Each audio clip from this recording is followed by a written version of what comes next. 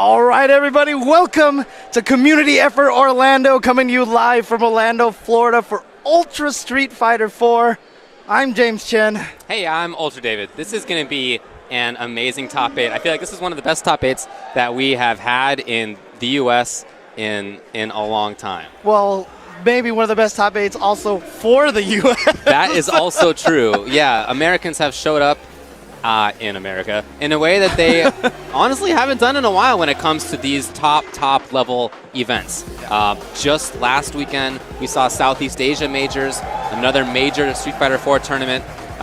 No Americans went out to that. Yeah, and people from Japan, they were the ones who won. Yeah, and a lot of people called that maybe the hardest event of the year. And I think all top 8 finishers are here at this event.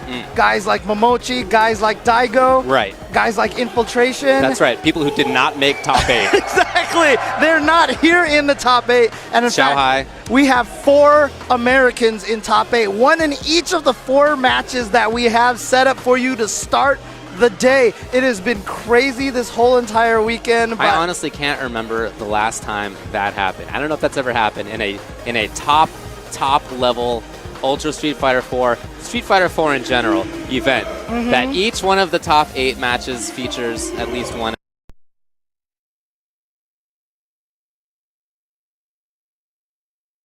This is pretty impressive, but we are starting with the introductions for all the players here. First up, for you guys here on this beautiful CEO stage, we have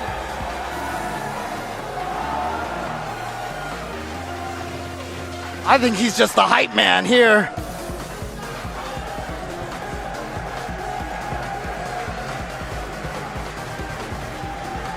Oh, it is none other than New York's finest, Mr. Pi Smug. Come on, bro. On his way here, he defeated not only E.G. Momochi in winner's bracket, sending him to losers, he also defeated Tokido as well. That's right. Tokido, who got second place at Southeast Asia Majors. And he is going up a very, very formidable competitor, one who has already won an event here at CEO, and that is Mr. Kazunoko. One of the best, most tested players in the world. Definitely the best Yun player in the world. One of the smartest players in the world, up against Smug. And funny enough, he might be one of the happiest people here that Momochi has been eliminated already. Momochi is already out. Yeah, you know what? Let's talk about players who did not make top 8. That list includes, in 9th place, Infiltration, Tokido, Snake Eyes, NuckleDu. In tied for 13th place is Ricky, Alucard, Fudo, Dako. Then in 17th, include Momochi, Chris G, Arturo Sanchez, GamerB. Also then in 25th, some of the players include Velociraptor, iPeru, Sanford Kelly, K-Brad, Shen Chang, Pugera. It's an amazing list. K-Brad just came from winning a tournament starting in loser's bracket. That's right. Just so many great players already eliminated. That's right, and there were some big upsets along the way. And also, you see, just a little personal shout out here, but you see the man sitting in the corner there with the CVS2 True Love Making shirt. Shout out to him. It is his birthday. That is Andres, a.k.a. Nothing XS. Happy birthday to him. Happy 30th, old buddy. Actually, young buddy compared to us. Yeah. Compared to us? Yeah, compared to me too. Thank you. I appreciate that, David. I really do. I really do. It's true. But yes. That was years ago. You see here, Team Pi Smug sitting there on the right, getting ready to go up against Kazunoko, and both of these players very known for just being crazy. Of course, that's Smug's reputation. He doesn't necessarily play crazy, but his combos are ridiculous. So Kazunoko got here by beating Snake Eyes and beating Ricky Ortiz. That was his top 32. No slouch, that's for sure. I really liked how he played against Snake, and I really liked how Smug played against Momochi, where Momochi, excellent footsie master, amazing, and I think part of Smug's game that gets a little bit slept on is his mid-range ability. He has a character without the best mid-range options, and so oftentimes he gets by these implied threats and by walking and blocking, aka bulldogging. Yes. He's a big bulldogger, and I think he's the best at that, at the bulldogging aspect of that. And so to get in on somebody like Momochi with that defense, with those footsies, I thought was extremely impressive. Yeah, I mean, one of the unfair things to Smug, often perpetrated by people like us. I just did it earlier. I talked about his combos and how crazy his combos is. And a lot of people like to think that that's kind of what Smug is. It's just, I have these crazy Dudley combos. But that's really selling him short because that is not his best strength. As you said, I mean, there's a lot of people that watch him and say, like, now I'm going to go play Dudley and do the same thing. They learn all the combos and then they just can't even land any of them. Yeah, when do you even get the chance? Right. But Smug, you're right. His footsie game is immaculate. He's able to get in. Also, like, probably one of the best uses of EX ducking that I've seen out of anybody. Advantage tool. Yeah. So this and guy, you know what, Kazunoko, I feel like is in a similar boat where people just think about him as as being crazy and unpredictable. Unpredictable, but his footsie game is also amazing. Yes. He beat Snake Eyes to get here. Snake Eyes, one of the best footsies with a character who actually plays footsies in the world. And Kazunoko made it through. He blew him up. He blew up Snake Eyes. I mean, he attacks from these perfect spots on screen. It's a really tough game to play as to when he's going to go in, from where he's going to go in. He's fully capable of just playing on the ground as well, and it's gonna be really tough, I think, for Smug to find those opportunities to get in against a mobile character like Yun, a character who, under Kazunoko's command, is capable of moving around the screen and attacking from any of those spots. Right, and another thing too is Smug does take advantage of people who stay grounded. And Yun, while Kazunoko can play him grounded, you know, Yun just has that dive kick. He's going to be neutral jumping a lot. So it's going to be harder to land a lot of those EX ducking surprises into low shorts and stuff like that. That's right. So. Looks like they're testing buttons here. Kazunoko still, that's what they're doing. Dudley, Yun. Yeah, once again, I mean, we saw when Snake Eyes was playing against Kazunoko, Snake Eyes would whiff punish, Kazunoko stand forward every once in a while with this big combo, and it didn't even matter. Kazunoko still had that standing forward with Yun, and the amount of times he threw it out that Snake Eyes could not punish it, and the amount of times that he threw it out that it connected every single time, just shows you how good his footsies are, especially against someone with as good as footsies as Snake Eyes. Oh, can't see it on the screen, but Kazunoko rubbing his hands, getting all ready for this Smug with a oh wow, now he's looking up to the sky. He's just kind of getting ready, mentally preparing himself. First side of winners. The other side of winners, top 8, is 801 Strider Gustavo versus Mago. We'll get to that after this. Here we go. There's that standing forward I talked about that Kazunoko has really learned how to use very well. Safe there, and so Kazunoko takes advantage of it.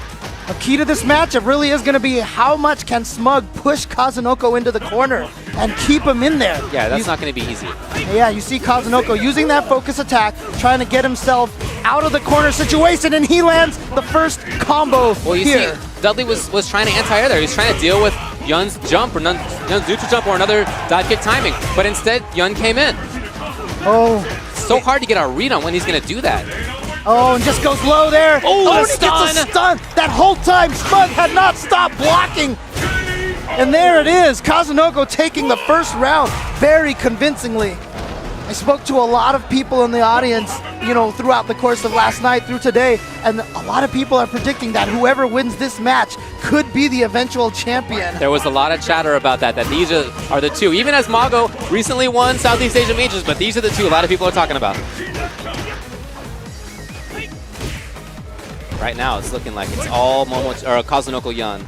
Yeah, but that's how it can look, and then Smug just touches you with one button and the whole round goes south. Oh, that was such a good counter poke to stick out. That's strong. Oh my God. And he is smothering Dudley. Perfect distance, perfect timing, but here we go. He goes low, and he's got him with the overhead now.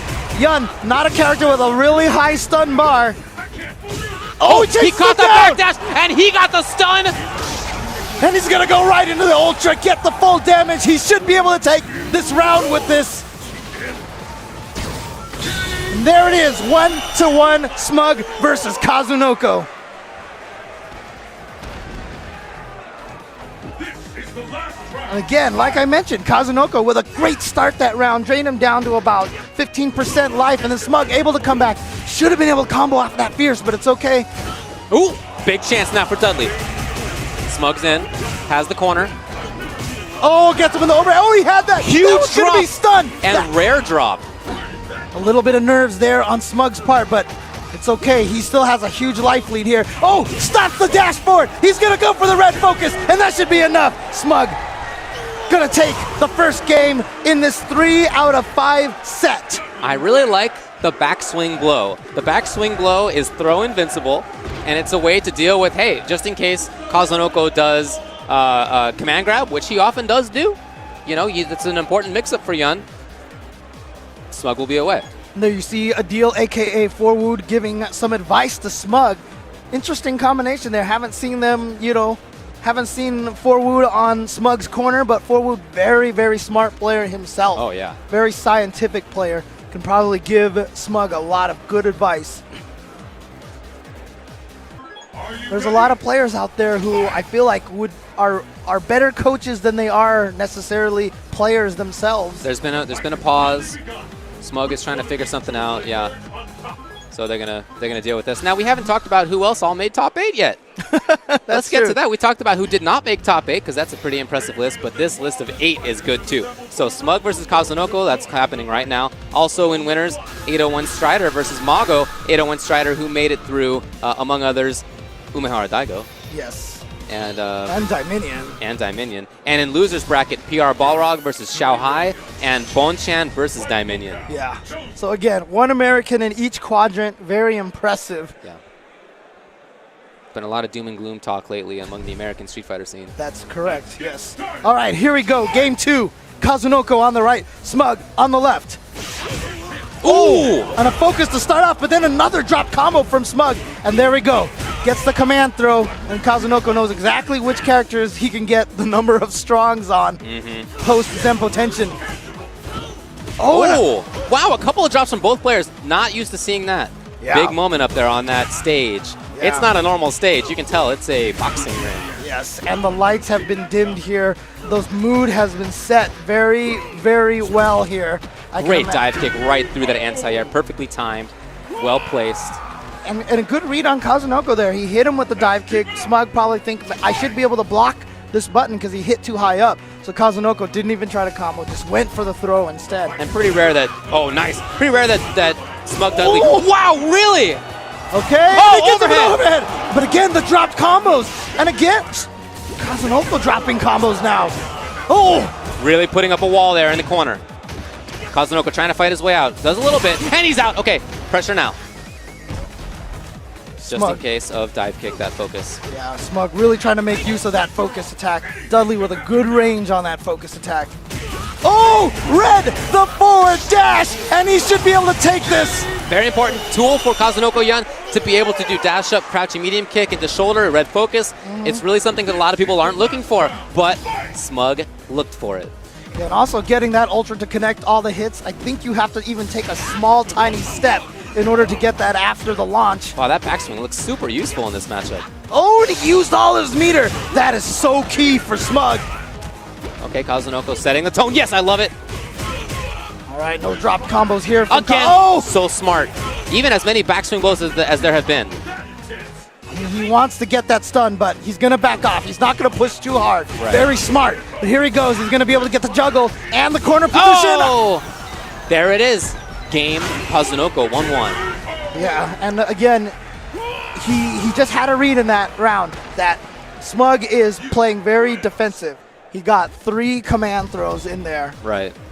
So great stuff. It really is because Smug had been doing that backswing specifically for that, to beat that. Yeah. And then Kazunoko just, he read that it was the time that Smug didn't think he should do it anymore. Right. Like Smug To change believed it up, that yeah. he had taught Kazunoko, don't go for command grab. It's hard to teach. It's hard to teach players these as guys. insistent as these. And honestly, that is why a lot of people consider Kazunoko, quote, crazy. He's just one of those players who's very hard to teach. And here comes Dudley. Oh, good Smug whiff already punish. getting in there, but yes. Oh, and he gets the connect off of that too for the full 4-hit combo. He's going to be able to get some more. Watch for bars. Bells, I mean bars. Oh, throw? Not quite yet, but maybe an overhead will do it. But he goes for the throw. Yes, Smug was looking for the high-low mix-up. Kazunoko said, you know what? You're looking for high-low, so I am just going to go for throw. And he does get the dizzy off of it. Kazunoko going up 1 round in this critical game 3. 3 out of 5. Good stuff. Ooh. Yeah, he maybe was hoping for stand strong in the shoulder, which he could focus in between there, but instead he goes with the palm, which is an armor breaker. Oh, there we go. It's Smug time. Is he gonna keep it going? No. Oh, he catches the backdash. So smart. Wow, he is. Oh, good chase down. Gets the hard knockdown on that. That just goes low. And it is enough. The Ultra is going to give him that round. I really like watching the game of how Yun approaches. Is he gonna do a neutral jump? Will he do jump forward, regular attack? Will he do dive kick out of it? Each one of those has to be dealt with differently. This time, it's a normal jump forward. See, and Smug was looking to deal with something else. I love that mix-up. Wow, he just goes right back in there. He backdash into that EX lunge, trying to fool him into a sense of security. There's that backswing blow. That's right.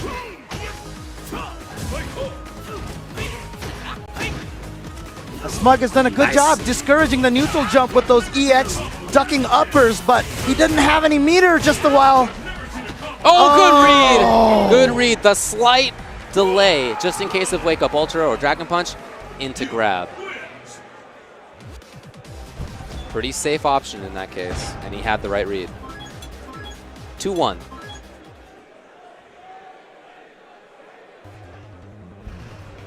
Really good mix-ups, even in footsies by Kazunoko, by that air approach.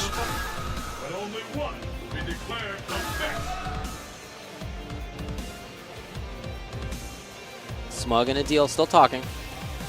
Still working on this a little bit. It is very helpful to have somebody in your corner helping you figure out what's going on in your own match. As you're playing, it's not always easy to keep your eye on everything going on. It can be quite common and quite easy to lose some of that. And so to have somebody there who is paying attention to things that might be different from what you're paying attention to, very helpful. It's so, I mean, even just us, like, for example, as commentators, we can notice patterns and everything like that. While you're watching, it's easy to pick up these, it's a lot easier to pick up these things, but when you're playing it, it's so hard to just stay focused on these things. Yeah.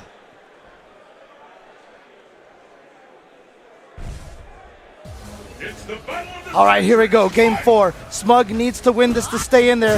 If Kazunoko can take this, he moves on in winner's bracket. Oh, here we go, big punish time. That crouching short ducked under. Oh, again, there it is, Kazunoko right there, refusing to be taught, but Smug, Wow, that was just a total screw up. That was an execution error, had to have been. Absolutely, because he would have taken the round. There's no reason to go for that, just total screw up. So now, Kazunoko! No! Kazunoko, will he get in? Oh! Kazunoko couldn't be taught to stop uppercutting, but Kazunoko, maybe he thought since he did 2 uppercuts in a row and got punished, that Smug wasn't going to be willing to do it. But Smug was, and he's going to take that round.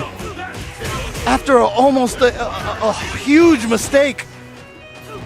You can know the entire audience was getting super nervous, but Kazunoko giving them another reason to be nervous. Clearly a hometown crowd, no doubt. A home country crowd. There you go. Oh.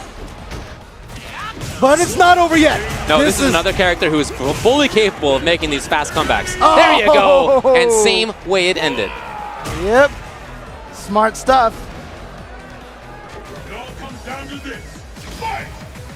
Match point now, Kazunoko. Oh, wow. He tried to go for a low forward. Wasn't sure what he was trying to go there. Beat out of EX ducking. Oh, again, that perfect range on that stand strong. Oh, he just gets out of there. Escape. He just gets out of there. Here's Dudley. Here's Dudley. Smug. Trying to hold him back. Gets him. Oh, but a challenge from Kazunoko gets him out. But here we go. Oh, again, Kazunoko refusing to stop. They've traded each time, and Kazunoko knew it. He knew that they had been trading those wake-up Dragon Punches, and so at the very end, he took advantage of it. There's something to be said about continuing those those trends about if you see your opponent do Dragon Punch, then you do Wake Up Dragon Punch, and continuing that throughout the round until when it really counts at the very end. Oh, man. But once That's again, exactly what Kazunoko did. just want to also make sure to take the time. I know a lot of these events are amazing, hype, great fun stuff. They can't happen without all of our sponsors here, especially one Mad Catz. Right. Have been supporting the fighting game community forever, since 2009, creating the TE2 sticks and such like that. Check them out at madcatz.com. They are making a bunch of really cool Street Fighter V products in the future as well, so definitely keep an eye out for those. And here's somebody representing Mad Catz. It's Mago, Mad Catz Mago, climbing over. Okay, there he did. There it was. Mago, fresh off a win for Southeast Asia Majors. As you said, a lot of people have said that that is the toughest Street Fighter 4 tournament so far this year. And with good reason. Yeah, and interesting enough, Mago, part of Team Mad Catz, as you said, with Daigo and Tokido, a lot of people consider him maybe the weakest of the three. Not anymore. But that is just not justified. And what do we have here?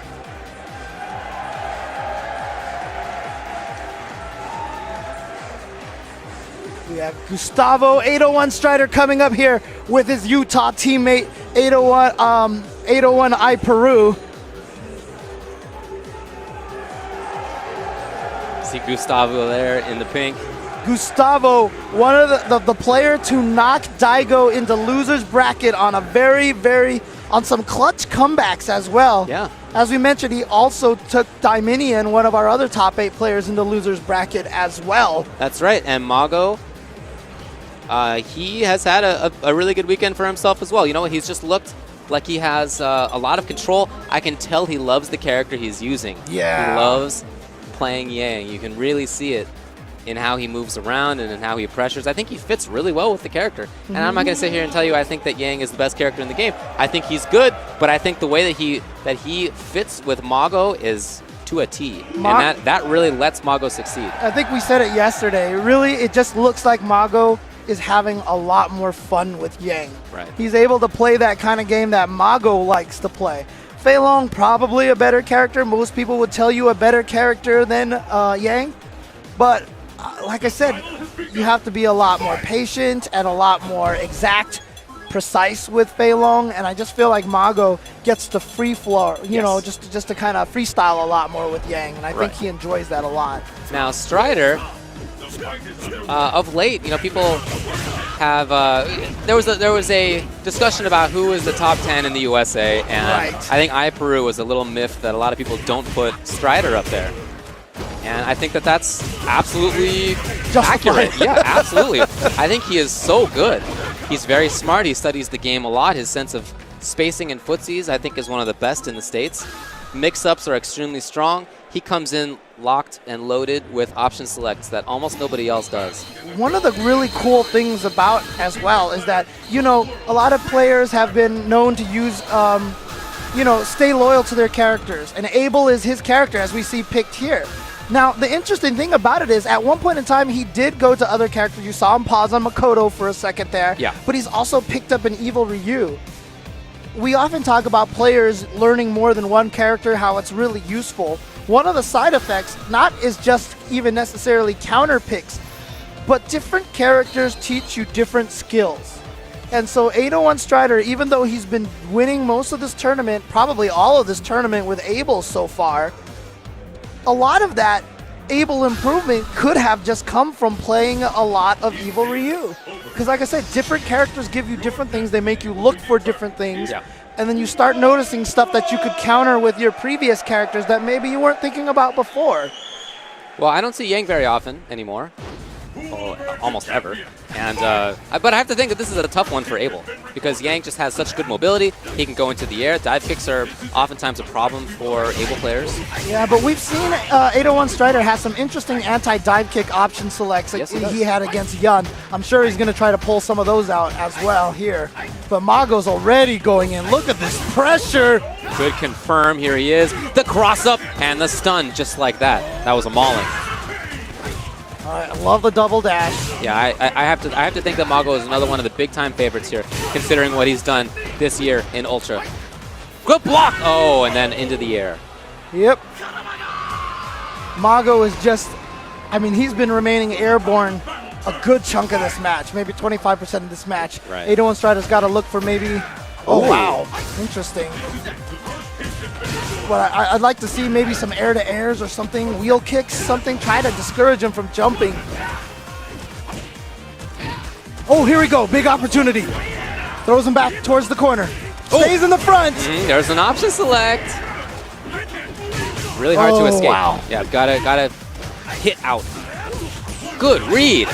Great neutral jump. Mago's gonna save the Ultra for later. Oh, the left-right mix-up and turns it into a command throw again. And that was a fist bump by Mago. After he got that, it was a big, deep breath, exhale, and a fist bump. It's always the tricky thing. He showed him the left-right the first time, and you see it, and you're like, you know what? He's probably gonna go the different opposite direction this time, and then he just goes with a command throw. Good You set see of mix-ups. people do a lot of that, either into overheads and such, you know, to get combos or dizzies. It's all subterfuge. Everything you've done before is subterfuge for the future. Oh, here comes 801 Strider. Oh! He didn't cancel it into a change of direction, though. That was standing strong. Wasn't going to be able to combo into. A lot of single hits here. Oh, got him with the cross-up. 801 Strider was expecting that to stay in front.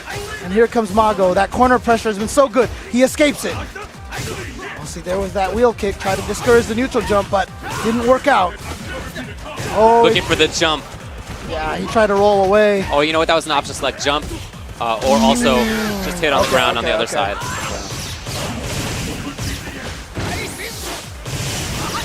Not quite dead yet. And 801 Strider still sitting on bar. Okay, no, he lost the FADC. How was That's he a get huge- back in, though? Oh, wow, what a poke. That jab from so far away. Mago looking so strong so far here. Winning 3 rounds in a row.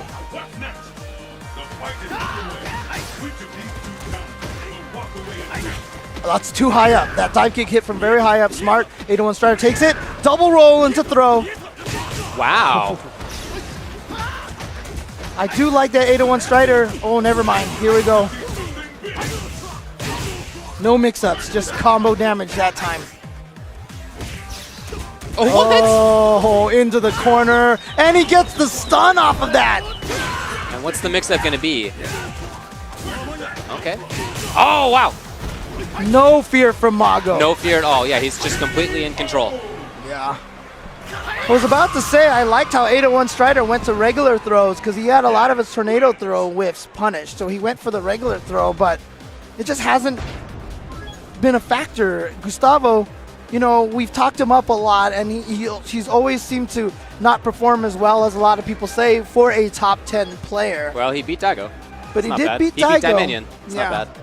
But Here he's facing Mago, fresh off a win at Southeast Asia, and currently certainly in the running for best player in the world. You can see they're having very serious discussion there with Renzo, aka I Peru, getting some discussion going, and now he's going right back into it. Yeah, maybe one of the things he told him was to use that standing strong as an anti-dive kick, kind of like that. I always called the Urian stand strong back from the Third Strike days. Oh wow! And Mago is just hitting buttons at the right timing, at the right distance. Just outfootsing 801 Strider. Yeah, Strider's been caught in the corner every round. Continues to be. Oh, a trade. That is not the right range to jump against Yang. And Mago put himself there. No coincidence No that coincidence. Mago was standing at the exact wrong range to jump at him. Oh, here we go. He's going to be able to FADC into Ultra. He should be able to take this round. Got it. So maybe something to build on.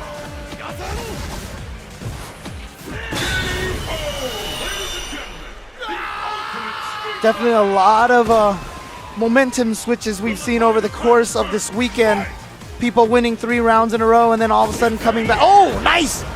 EX Falling Sky takes him right out of the air, then a regular throw again. Like I said, I like the choice for regular throw. See right there, if that was a tornado throw, he would have been punished. Right. So he's just going for the regular throws instead. I like it. Ooh, wow, sweep. Oh, wow. Mago just dashes in there, catches him low, gets good damage, and here we are. Familiar place in the corner with Mago on the pressure. Yeah, he's so confident there. And you can see all of his combos are designed to put him there, so he's accustomed to it. Yeah, as we said, you know, it's that ability to freestyle with Yang that he doesn't get with Fei Long. Oh, a chase down! A chase down, here we go. One combo could do it for him, and he goes for the tornado throw, because Mago's thinking the same thing. Overhead! Oh, Mago's still alive! Oh, what a read! Nice. Backdash to escape the Zempo tension.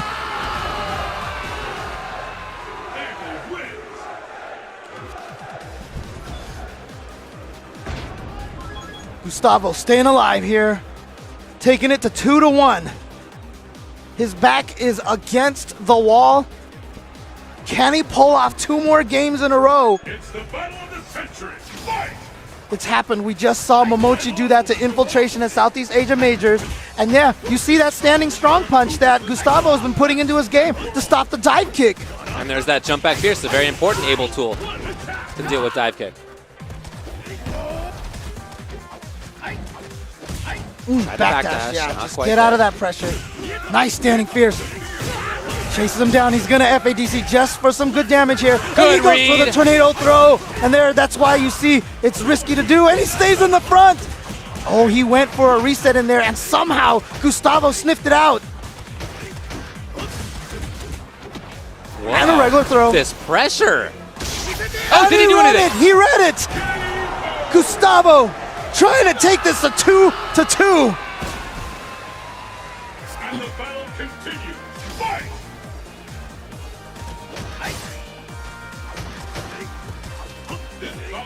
And there's the first hit. Lots of little spacing checks with that stand short. Good distance on that wheel kick. You can distance it so it's a little safer. Yeah, and it's nice for controlling the space in case Yang goes into the air. But here we go once again. Oh, smart. Just using the EX change of direction to get under. He had no intention of hitting Mago. He just didn't want to get pushed in the corner. Oh, again, staying in the front. Mago has made that mix-up work almost every time. Oh, air to air. Oh, wow. Oh, he read that. Big chance now for Strider. If he gets a hit here, he can seal it. He's got it. He's got the hit. Is that it? This should do it. It This should. should take it 2-2 and a tie here in winners semifinals. The winner of this goes to winners finals, and Gustavo has tied it up 2-2 against arguably the best player in the world right now. Mago taking it to character select. Now, I do recall Gustavo saying that Mago sent him out of CEO a couple of years ago. Well, they haven't played this weekend until now, but he remembers that. He remembers that. Yeah, but you know, a couple of years ago, Mago and Gustavo, 2 very different players than they are now. Mago's taking some time to think. No coaches for him, though. Surprised there's no Tokido or Daigo up there trying to help him out. He's going to do this on his own. Going to stick with Yang. No change of Ultra as well. Here we go. Last game. Mago representing Mad Cats and 801 Strider. Currently a free agent. Hint, hint.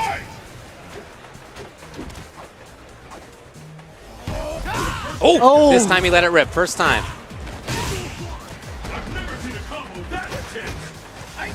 Oh, again. Really? Those air to airs. Yeah, but That that is button? the key to Strider's comeback is that he has really shut down Mago's air game. Oh, huge, huge. Yeah, if Abel, as many strengths as Abel has, if he's also getting the anti-dive kick game down, it's really tough to play regular against. throw, almost dizzy, but he may just be dead. Oh, perfect No, range, he didn't but he get missed it. the combo. Big chance now for Yang to come back, and he got the Example grab. tension. He needs more, though. He needs a couple more mix-ups. There's Again. one more. Oh! Oh, for the damage reset, but he could have went to Ultra there. Oh! Another one! Mago! 4 Zempo tensions in a row. And that is so tough to deal with. If you got hit by that, now you have no idea what to look for in mix-ups. That is a complete reset of the mix-ups. And that was off of a dropped combo from Strider. If he loses this, he'll be thinking about that one for a very, very long time. But here we go. Whip punishes, Mantis slashes. Oh, and Mago read that double roll. Well, it's come a couple of times. Here we go. And this time Mago goes to the other side. Like you said, he's almost 100% on that one. Armor cancel. Okay. Gotta FADC that. Yep. Oh boy, that could even it up. Smart. Very smart. He knew the optimal combo to land the Ultra right there. Knew he didn't have the meter for the FADC. Goes right into Ultra. And we're going to the last round on this. Who can get into winners finals to play against Kazunoko? Who gets sent to losers? Final round here in just our second game, top 8. Ultra Street Fighter 4 CEO 2015. Oh, he's got him with the step kick, and he's just gonna finish the change of direction, not gonna spend any meter. He's gonna save it. A little too early, wanted to catch the backdash on the ground. I love that he's not always canceling that step kick. He's trying to bait the Dragon Punch.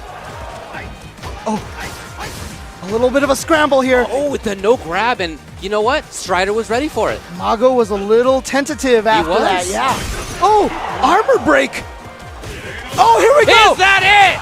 That's to do it! And 801 Strider, after being down 0-2, makes the comeback 3 games in a row to take it from Mago. He is going to winners finals.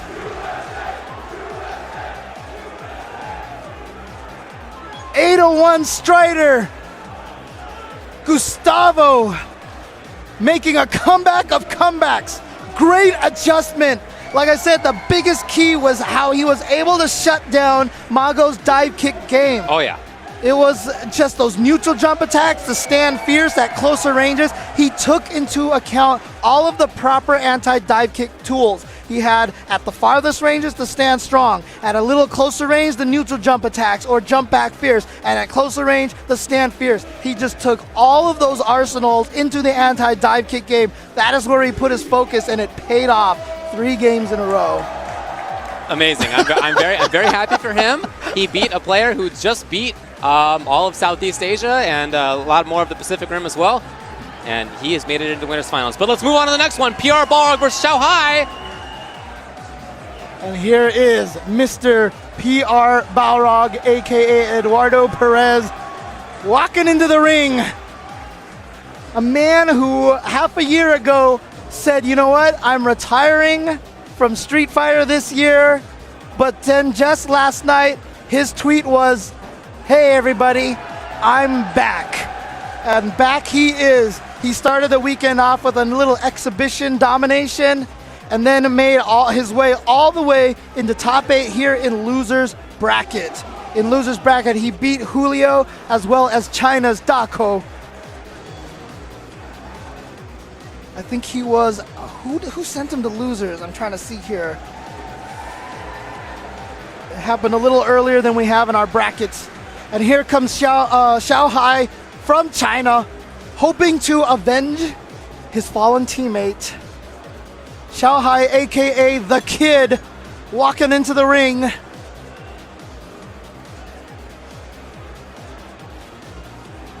Ready to take on Eduardo.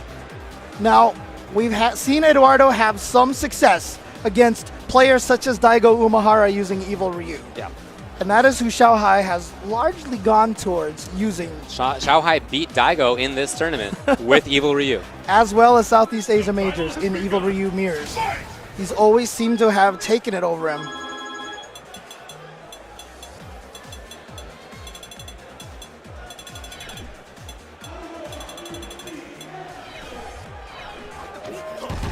This is loser's side now. Xiaohai on the left side of your screen, and PR Balrog on the right. The other side of loser's bracket is Bonchan versus Dominion. Winner of this one right here, PR Balrog, Xiaohai, Shoutouts get to play Mago. Shoutouts to Jeff on Twitter, reminded me that it was GamerBee who sent Eduardo to losers bracket.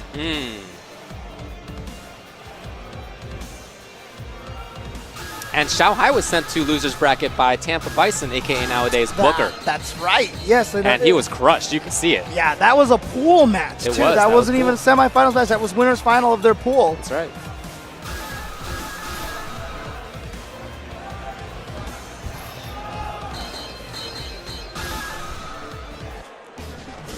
So again, PR Rock has had some amount of success against Evil Ryu, and I think Xiaohai agrees, because that is not who we are seeing here on the screen. And he's gone with Cammy. Interesting choice. What do you think about the match? It's just only gotten better for Cammy through every single version. I used to think it was a terrible match back in Vanilla, but now it's even if not, Cammy has a slight advantage. It's just Balrog just has not a character who's gotten better through every version. Right, yeah. Meanwhile, Cammy has just remained so strong, arguably even getting better through every version. Well, I think this one she is a little bit worse, but I like some of her options still. I think she's a very good character. Oh yeah, wow, but PR Rock doesn't care. He's going to take that first round. And you know, it's really interesting to see the kind of strength that PR Rock has had to build in, in Balrog's meaty game, the game that he has to play when the opponent is down. He has no overheads, he has no left-right mix-ups, he's got no mix-ups. He's really just about throw or frame trap. Correct. And PR Rock has gotten better at it than anybody else, even using the focus attack. He knows. Oh, look at those frame traps. Oh, and he gets out. With a raw drill. Yeah, but too. I love that because PR Rock in that situation always walks back and forward. He does not crouch. Good call, good call. Oh, armored punch. Oh, there it is again. He knows. Oh, he tried to get him with that EX Tiger Knee into Ultra. That is some 2009 tactics there. And a great standing roundhouse right to the face. Gives PR Rock the first game. This is loser's bracket match. So the previous two matches, Smug and Mago were sent to losers. However, in this match here, we're going to see the loser of this sent home. That's right. Winner gets to play against Mago. I really loved that red focus because Cammy is one of the characters without a fast focus breaker. She has the, what is it called? The little spinneroonie. Yeah. The useless spin knuckle. Yeah, which is very slow to start up. It kind of sucks. So PR Rock brought out red focus. Smart man. And another thing, too, is what Cammys usually do to beat focus is low forward drill. Right. That is not an armor breaker by any means, and they usually do it on reaction. So if you do a red focus, most likely Cammys are just going to go straight for low forward drill and be done. Ooh, he held just a little longer. Tempts Xiaohai into touching a button. Good throw tech. Ooh, stands short. Interesting. Yeah, interesting, yeah. Going to it pretty consistently even. But so far, great. Oh no! That was probably supposed to be an EX drill. He probably wanted to just catch him by surprise. Oh, I love the reset, but Xiaohai was ready for it, and now he's in. But two techs in a row now for PR Rock. Oh, okay. Perfect. That's a frame perfect punish. You have to have frame perfect timing -3 with a stand with a 3-frame jab. What will happen now? Balrog is -3 on that jab dash punch. Opening it up to 3-frame moves. A little too far to get anything off of that. Oh, read the backdash off of the focus attack, which a lot of people do to make it safe. So he chased it down with a turnaround punch. See right there, low forward drill, just as I said, to counter out the focus. So if PR Balrog throws out a red focus, he could catch him by surprise. Oh! Xiaohai blowing up the throw with the EX drill, but that was too high. PR Rock gonna let the Ultra Rock take him to the corner. Oh! Whiffed the button early to make it look like he wasn't gonna meaty, then did the meaty anyway. And it worked, it tricked Xiaohai. And now PR Balrog sitting on a full meter. He likes to use a lot of that meter on those dash straight FADC combos to get high stun. Cammy also sitting on a lot of meter, which means a lot of EX dive kicks. You gotta be worried about those. There's the first one. Every blocked EX dive kick is a success on your part. And here comes Xiaohai going right in there. He's got a lot of meter. Is he gonna use the whole thing? No. None of it, in fact. Wow, okay, here comes Rog.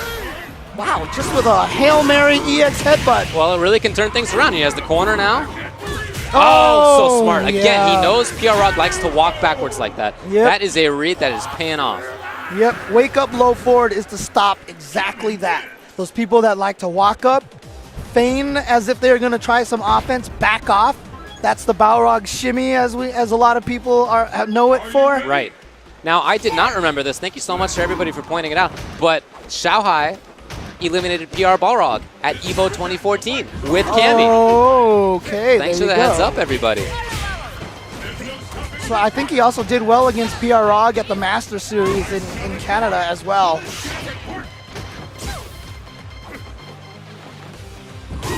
Ooh, jab dash and then that roundhouse. Xiaohai trying to figure out a way to get in. He's trying to. Oh wow! I don't like the use of that low roundhouse from Xiaohai. Not a great poke from Cammy. And I'm surprised not as many stand strongs. A lot of times you can throw out stand strong buffered into a drill, and if Balrog charges forward, you're going to get a free combo off that. Wow! Nice. Oh. Wow, this time the reset does work. Yeah, he dropped his combo, but immediately turned it into a reset into the throw. That's actually a skill you build up if you play a lot of Marvels. I mean, honestly, there's you see like some of the game, playing more than one game also helping you. Xiaohai just cannot find a way to get in. Oh, but this neutral jump is going to do well for him. There he goes. What's the mix-up? He just goes for the throw. Nothing more, but he's back in again. That low jab, catching him out of the air before he could get the EX dive kick out, and then blows up the focus attack, does PR Balrog. Wow, he got baited. He got baited. That is some desperation right there. PR Rog with the perfect optimal punish. PR Balrog looking as strong as he has this whole entire weekend. Right.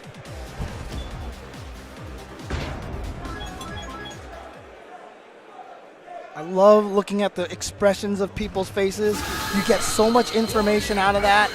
You see a cold, concentrated stare from PR Rog, but Xiaohai, you can see his brain is working right now. You can see the gears turning in that expression.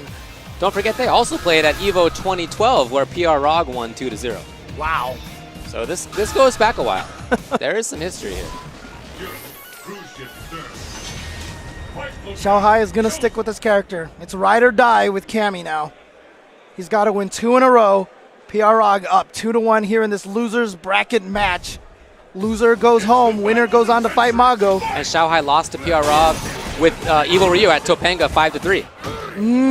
Yes. Oh, here we go. Xiaohai gets the crumple. Fierce drill. So much damage, but then a nice armor punch from PR Balrog. Missed the cancel on that, though. Starts out with big life lead. Wow. His staggers are just so good. And the distance that he gets, Oh, very nice. Xiaohai with the reactions. Gonna take the life lead. That is really one of his big strengths. I think he's one of the best in the world at that. And then beautiful, comboing that low jab into low forward. Great stuff to Xiaohai. Staying in this match. Trying to take it to 2-2 again. That frame perfect punish on that stand jab. Oh, beautiful FADC from PR Rog. He had to do that to save himself. Nice confirm. Try to go for the counter hit low fierce. Rog caught in the corner. Good work by Xiaohai now. Working on this. Oh, yep, out of the air. Beautiful stand roundhouse anti-air. Oh, the armor, and he's going to be able to combo, and he's going to ultra. He wants to get as far out of this corner as he can. That's exactly what he does. Turn around, dash punch, building meter. See him trying to outrange that low drill. Yeah, but you see what Xiaohai's also doing. He keeps walking forward to make sure. Oh, he did it again. Oh, did he want red? I'm seeing him look at his joystick right now, and I can see him pressing those buttons. So maybe it's the kind of thing where he pressed it and he immediately thought, that should have been red focus. Why did I do regular focus? Yeah, Cammy's ultra is not an armor breaker. That's right. It's not an armor breaker. But Xiaohai is doing such a great job staying in the range where the jab dash punch is punishable. You see PR Rog trying to back off to a range where he can get the jab dash punch and have it be safe on block, but Xiaohai just won't give it to him. That's the strength of Cammy, her walk speed. Yep. One of her many strengths. Okay, here he is. No! What a timing to bring out that charge move. You only get one chance or else you have to start charging again, and he knew exactly when to bring it. Yeah, so a dropped combo. Oh, he got him, but see there, okay. It's minimal punish. Wow. Oh! Oh, he just went for it. Yeah, it's not a crazy idea. Right. Not a crazy idea at all. Pierre Rog was actually really smart. When he got that overhead punch, he didn't go for the jab headbutt combo, which everybody does. If he had done that, he missed the timing, he would have been dead. Right. Instead, he went for the jab straight, and he only had the jab drill punish, which was minimal compared to what could have happened. Oh, here we go. He's got the focus, but out of the air, and he gets the reset juggle out of the air. Xiaohai scared to touch buttons, but wow, uppercut in the middle of there. And, ooh, no cancel off of the low forward. Wasn't confident it was going to hit. Ooh, nice jump roundhouse. And again, blowing up that focus with the drill.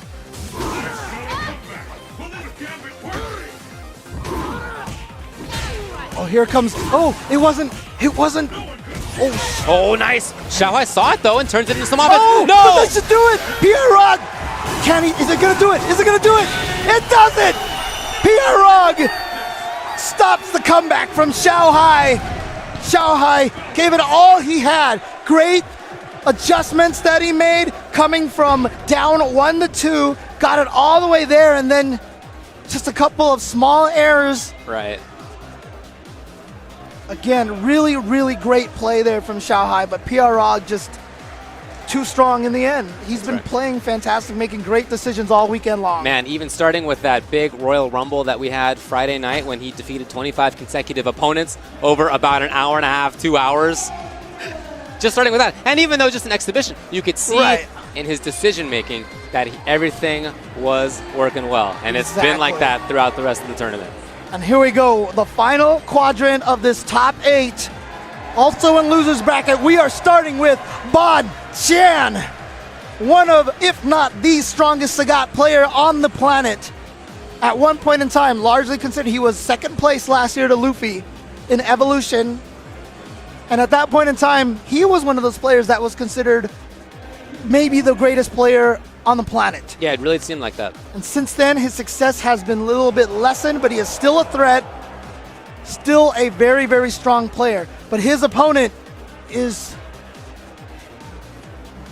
Who's his opponent? Who's his opponent?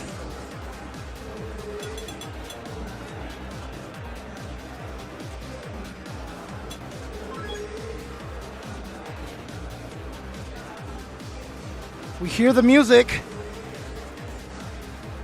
But where is his opponent?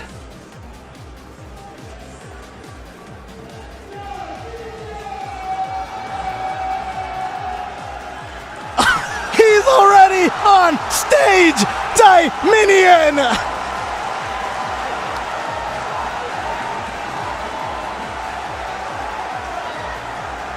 Mr. Kevin Landon of New York City. Nobody saw him. He just crept in there.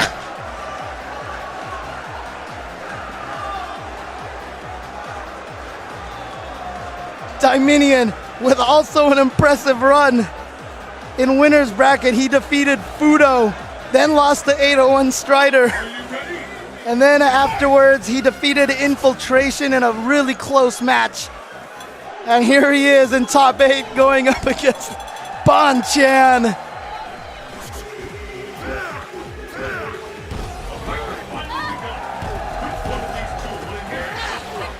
There you see the bracket and how things have gone. Infiltration eliminated by Dominion. And now Dominion from the New York area, Bonchan from Japan. Dominion has been quite a world traveler over many years and for a long time was considered the best American player. And then he took some time off.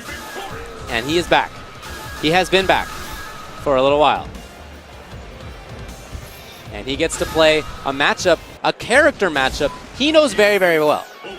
Guile against Sagat. Of course, he has a lot of training experience against Sanford Kelly Sagat and the other East Coast Sagats. Different people, though. Sanford Kelly is definitely a different player than Bonchan. Different ideas about how to play the character. So I don't know how well that translates, but we'll see. Oh, wow. Gets right over that Sonic Boom with the hop kick.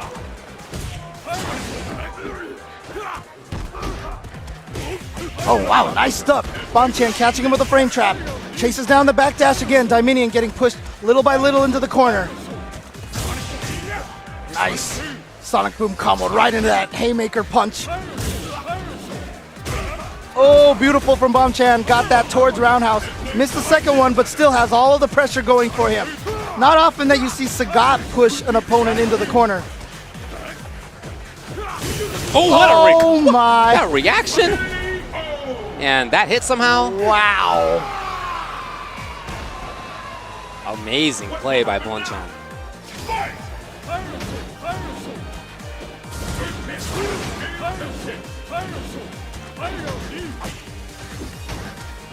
Oh, nice. He opened it up.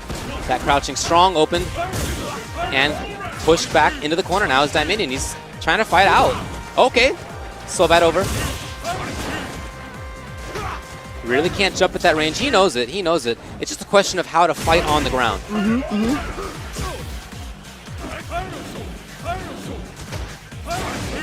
Okay, punish on the delay there. That is the classic Guile fireball punish.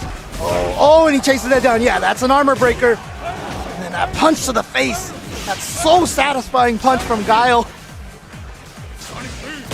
Okay, yeah, even that right now is good for Dominion. Yep. Sagat trying to work his way in. Oh, wow. Neutral jump again over the slow boom did not work. Oh, That was just a setup by Dominion. He was happy to take it. And now, can he? Yes, yeah. he just was waiting. Now, if Bonchan had done EXDP, maybe that would have turned out differently, but it didn't come. Who will emerge victorious? Fight!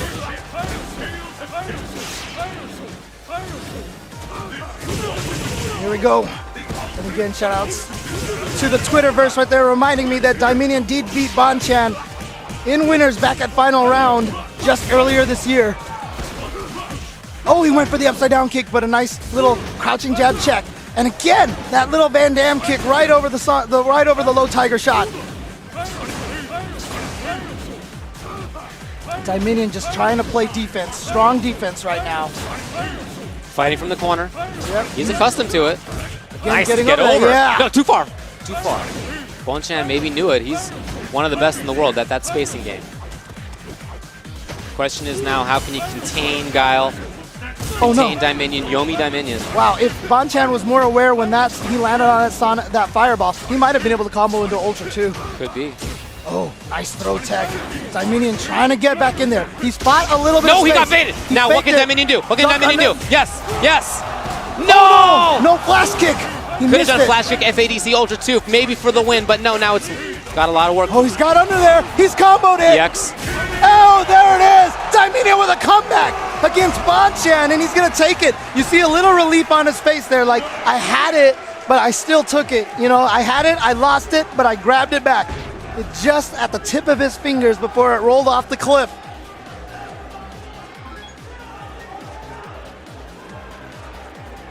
Who will emerge a champion? Okay, game one, going to Dominion.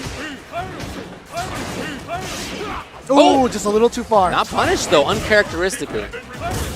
Not something you expect, that's for sure. Yeah, Dominion now doing a much better job fighting this Tiger pressure in this first round. You can see he's slowly pushing Bonchan back, and wow. Bonchan's ready for it. As good as Dominion's been on the ground and making this a ground game, still ready for that anti-air as Dominion is Bonchan. Bonchan has thrown so many Tiger shots.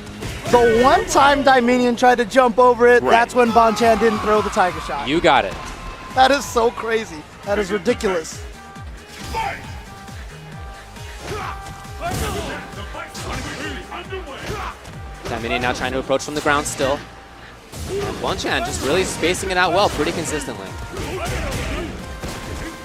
There it is. Great throw. Into the corner now. Waiting just in case a flash kick didn't come. Dominion patient. There. Okay, this is a trade, but it'll give him some space, which is exactly what he's looking for. Oh, and Bonchan just didn't stand up. I'm not sure. Maybe he really thought he could get an uppercut out Wow, in what a time. comeback. Oh, and a trade, but he was hoping to trade with a regular Tiger shot, not the EX one. Good.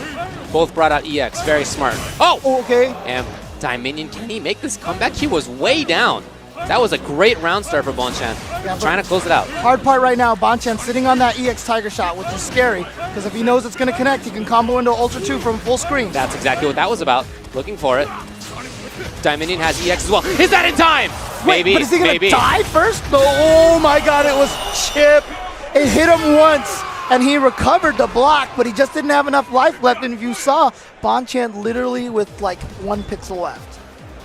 Perfectly measured by Bonchan. Great stuff. Great reaction. Yeah. It's the battle of the century. Fight! Sonic Boom! Sonic Boom! Sonic Boom! Sonic Boom! Sonic Boom! Sonic Boom! The Sonic Boom battle of A little bit more offensive approach here. Oh, great empty jump. Oh, wow. Counter low strong Sonic Boom. Oh, too far. Yeah, interesting to see this different approach now from Dominion. It really feels like he's being more offensive. And sort of throwing Bonchan off of the spacing game. Yeah, but I do like the fact that, you know, he's not trying to jump right now. That's what hurt him last time. Nice! Focus dashing right through that. Oh, great reaction. Great reaction. And right over that low tiger shot. Okay, Bonchan sees it. Can he come in now? Oh, he baited the throw last time and was able to punish the whiff throw. This time, Dominion remaining resilient in his crouch charge.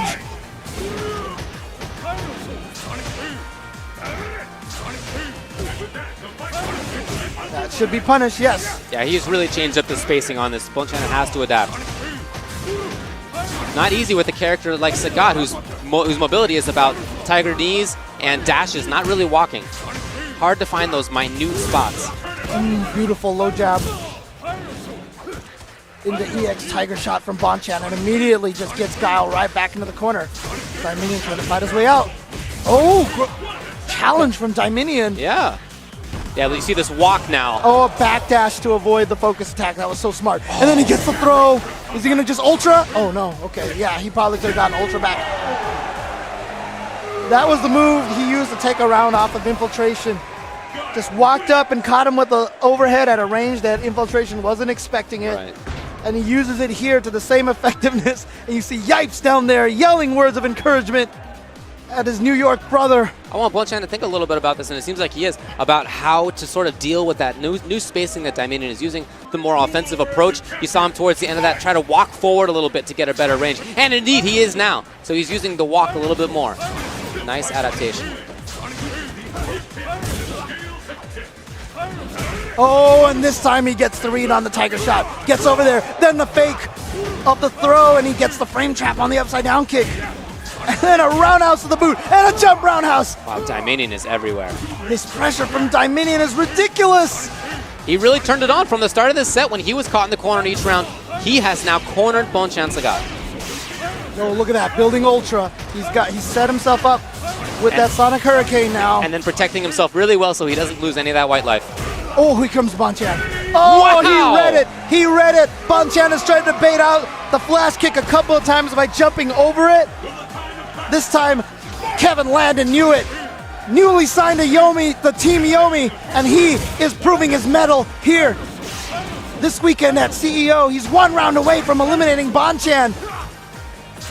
And he's done it with such a crucial adjustment going on the offense. Yeah, Bonchan walking a little bit, trying to find that exact spot. Really sort of trying to counter where Dominion wants to stand, the strengths of Dominion's positioning. Yeah, that tiger knee was an interesting choice because he had been really concentrating on the tiger shots. So throwing in that tiger knee will cause Dominion to think about it a little bit more.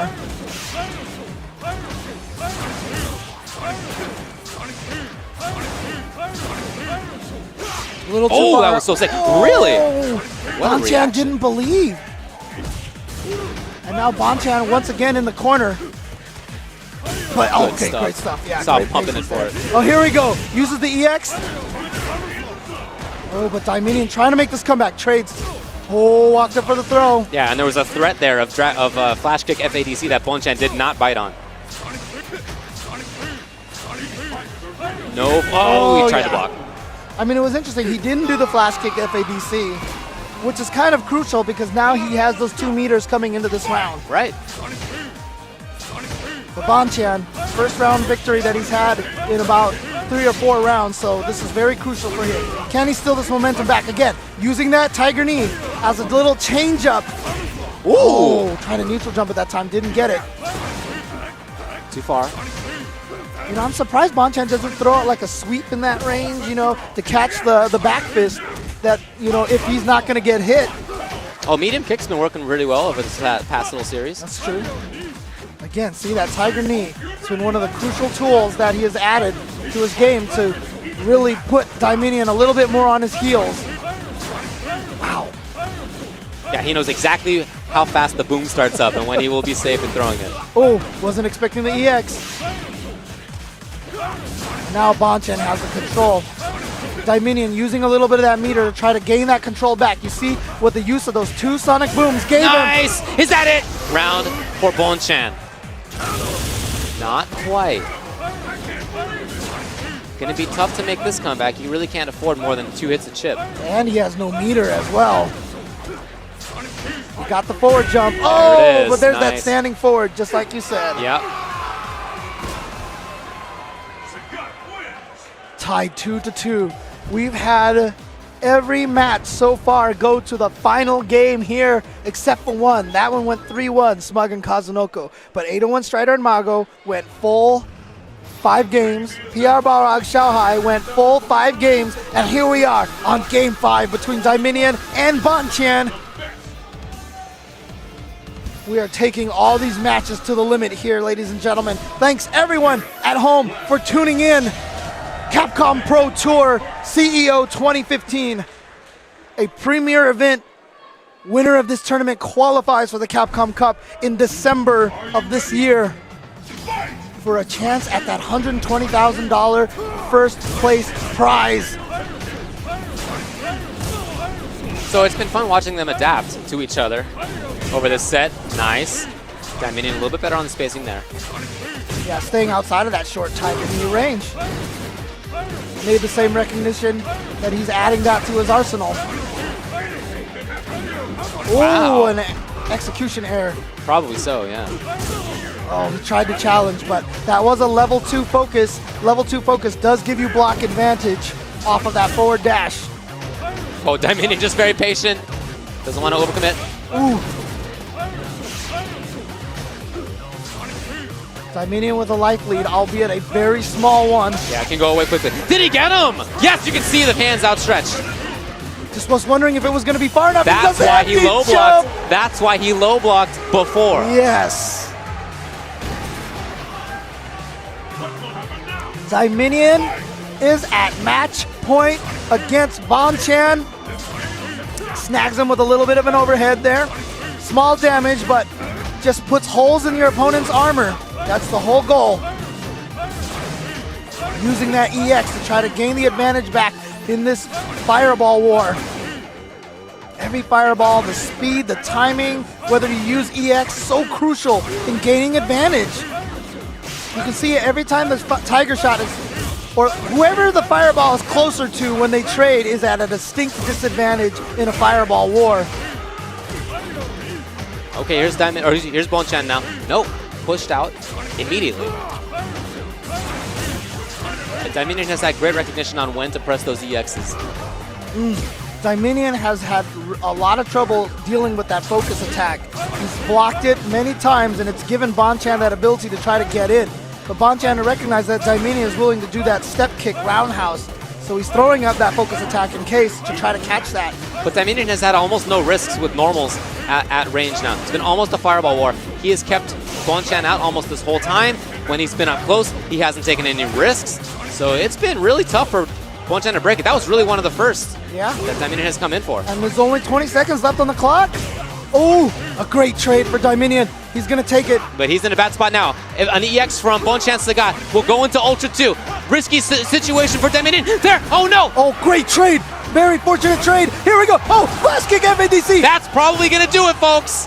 He's just going to take overheads. No, he's just going to sit there and that is it. Dominion times out Bonchan. Dominion moves on in loser's bracket. Bonchan has been eliminated from CEO 2015. He is going to be going up against Smug. Against Smug, Oh, New York versus New York. Two guys who battled it out so many Wednesdays in a row. yes. That's right. But here you're going to see the losers bracket. You see from winners semis, Mago going to be going up against PR Balrog, Smug going up against Dominion. Only 2 players remain in winners bracket, and that is Kazunoko and Strider. And after 1 round of winners and 1 round of losers, all 4 US players remain in this tournament. Wow. That is impressive. It is impressive. That's very impressive. And you know, the fact that we call it out isn't that we're being proud. I mean, we're surprised by it. It's us admitting that US has not been doing that well. You're right. You know, so. But again, the sponsors, very important to these events. Have to give them the credit that they all deserve. Give a shout out to turtlebeach.com.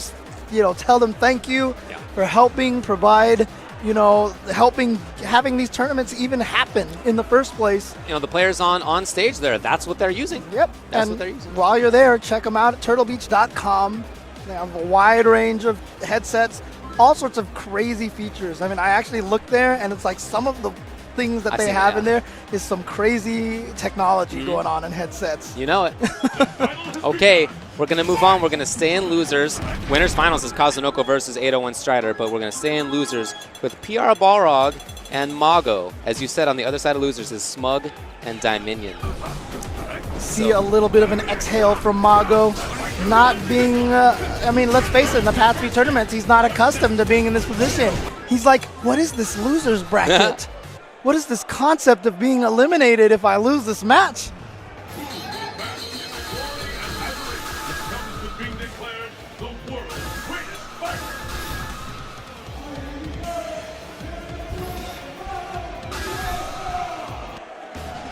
PR Rog here representing the U.S. You know, he started in Puerto Rico, and there are quite a few players from Puerto Rico here. Right. There's a big contingent, and you can really hear them in the crowd. The battle has begun. Mago from Japan with Yang, the character he has made so much noise with over the past few months. Looked so strong. This is it. The fight. Going to be fighting against a character with a lot of ground control in Balrog. So we'll see how well he gets in. Oh, love the use of the air chain. Everybody knows PR Rog likes to do focus. We just saw Xiao Hai blow him up for it. Mago comes in ready. Oh, and just like that, a stun to start it off. And here comes Mago, always getting all those dashes in there just for corner carry purposes. Oh, he got away, and just far enough that PR Rog couldn't confirm off of the 3 jabs. Now Mago content to stay away, nice dash punch. Again, using those turnaround punches. Maybe he has a read that Mago likes to do backdashes on wake up. Yeah, we've seen a lot of focuses from Mago and a lot of activity on his wake ups in general. Not in this round so far. The fight is officially underway. All right, there we go. Mago gets in with that low forward Mantis Slash. Trying to punish with that. Ooh, and now PR Rog. So remember I talked about that range that Xiao Hai kept trying to blow up by walking into a range where he can not get punished. Mago not doing as good of a job maintaining that distance, giving PR Rog the opportunity to just dash in with those jab punches. Carried him all the way to the corner on that great offensive sequence. PR Balrog ties it up 1-1 here in this first game.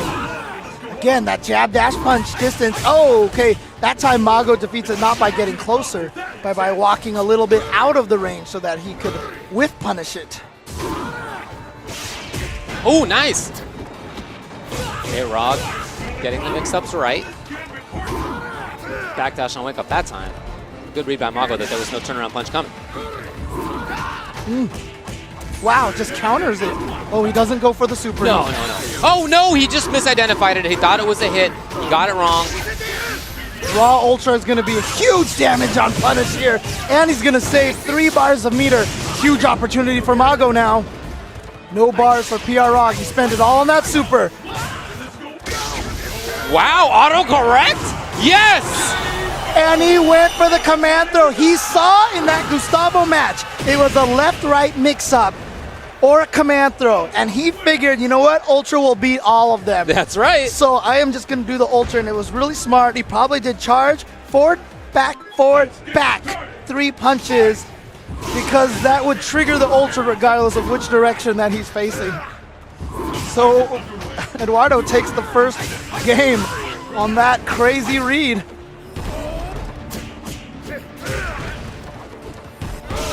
Oh, Mago could have let that rip to get the crumple. Here comes the hard knockdown for PR Balrog.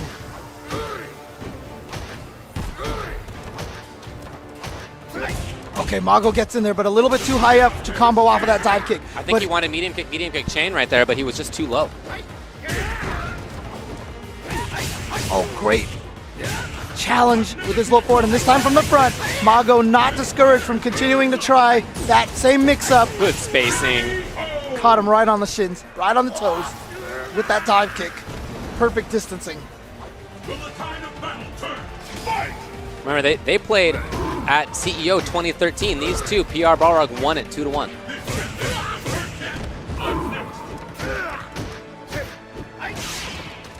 Focus backdash just to escape. Oh, ow!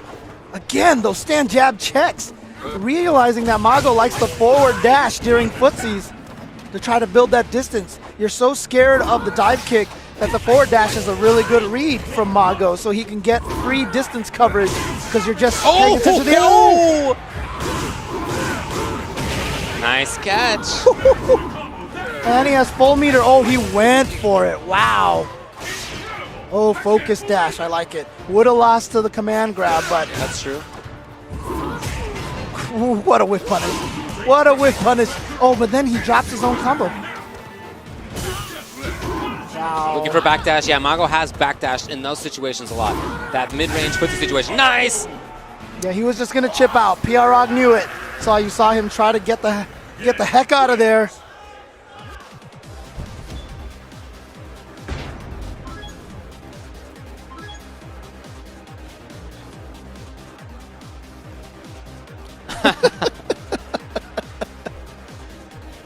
One of my favorite things about PR Balrog is that he really is just like a super friendly guy. Yes. Laughs a lot.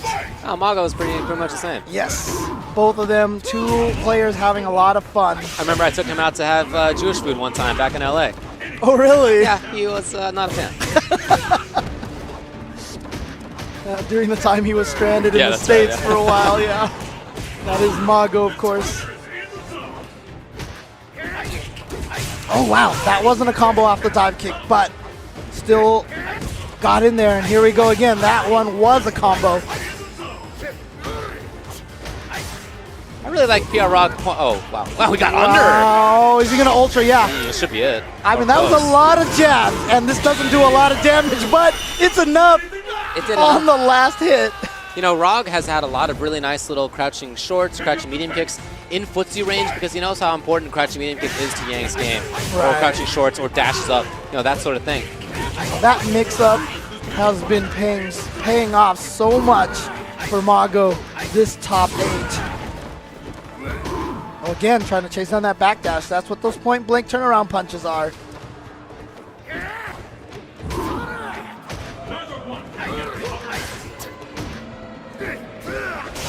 Oh, yeah, there it is. That air target combo.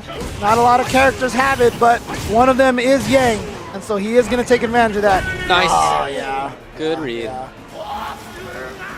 Hard to deal with that situation. Mago tying it up 1-1. Again, game 3 on a 1-1 tie. Very, very crucial. Good catch, but not in the execution.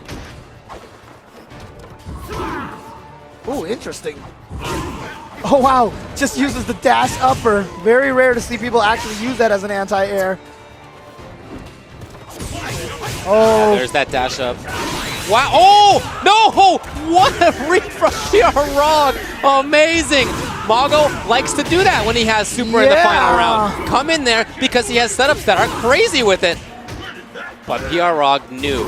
What a recognition. He armored right through that because that hits twice fast, too. Oh, did he get the jab in time? Not fast enough. Not fast enough. You're right. So he used the armor punch. That roll hits twice fast. Probably would have broken the armor. But he canceled this. He knew that Mago, when he does a roll from that far away, we saw him do that at Southeast Asia Majors. He activated it into super and just chipped somebody to that. It was Fudo, yeah. Yeah. And so PR Rock said, you know what, you're going to do this trick, so I'm going to just armor through it. There's a little bit of startup on that super, and he got caught with the EX rush, able to combo off of it. That was ridiculous. Not very many players would be willing to risk that in that situation. Right.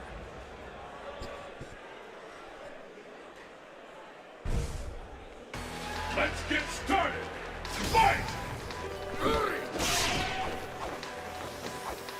PR Balrog up. Oh, he gets the focus crumple. Oh, he still gets the pressure going. Tries to build up more stun with that throw. Oh, Mago should be safe. Oh, Well, he's going Right to be back close now again. But, oh, wow. Raw Mantis Slashes giving Mago the momentum back this round. Oh, just counters the dive kick with a raw headbutt. yeah. Wow, Mago won Southeast Asia Majors. An absolutely stacked tournament that people were entirely credible in saying was the best Ultra Street Fighter 4 tournament so far. And yet here he is on the verge of being sent out at 5th place. PR Balrog, on the other hand, a player who said he was going to retire, claimed retirement, on the verge of sending Mago home after, you know, he came back and he wasn't playing to the same level that he had played in the past. Right. But this weekend he has just been on fire. But look at Mago come back here to try to keep himself in this. Okay. Not going out yet. Pull out all the stops. Fight! Mago says, I did not win Southeast Asia Majors for no reason. I am going to take this to the limit. That was excellently spaced right there. And then the escape. No Zempo tensions from Mago this time. Right. He used it a lot. Against the Strider, yeah. Yeah. Able. PR Rock desperately jumping away. Did he get it there in time? I don't know. He Oh, did! But it's going to whip. Okay. Oh, beautiful teleport. Oh, but then PR Rock just with that wake up. Goes with the 2009 mix up. At least to make himself out of the corner. Right. Mago just trying to range out. Yeah, he but- has punish dive, dash punches on whip. Wow! Oh, you should be able to get this. Yes. And Mago should be able to tie it up here with this Ultra. 2-2. That's Once again, we are going to the last game. That's such an important tool for dive kick characters to make sure that they still do regular jump-in timings now and then. Because if you're used to the dive kick, there's a startup to it. And if you're the opponent, you can deal with it in a way that you can't deal with regular jump-ins. Maybe you can also deal with regular jump-ins, but there's a mix-up as to how you deal with each one. And Mago there made that, I think, pretty apparent. And you could see Mago with a subtle fist pump after he won that, and a little bit of an exhale. So a little bit of relief there from him. Gonna try to ride that momentum here in this last game against PR Balrog. There's that jump fierce again. Who's going home? Jabs him out of the air so he doesn't have to deal with the landing mix-up. Oh, nice. Just goes for it. I think Mago had the right read on that teleport, trying to chase down the backdash. He just didn't time his follow-up properly.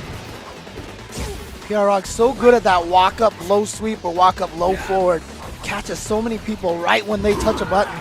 And there it is, PR Rock measuring the distance on that jab rush just properly so that Mago can't punish it. No, he got baited.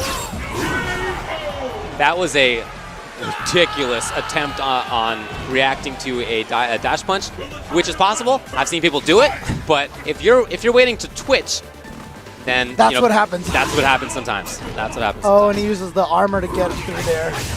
Oh, but a great whip punish. Here's that mix-up again. Works again. Oh, uses the armor to get through there. Again, trying to chase down the backdash, but a great forward throw from Mago. Oh, and PR Rock uses the armor to get out of the corner. Did he get him? He did, and he got him on the ground. He got the full damage off of that. That was crazy, and now PR Rock is in position to take this. He's in Oh. position to take this. Will he do it? Mago. Oh, the just chip! goes for the EX headbutt.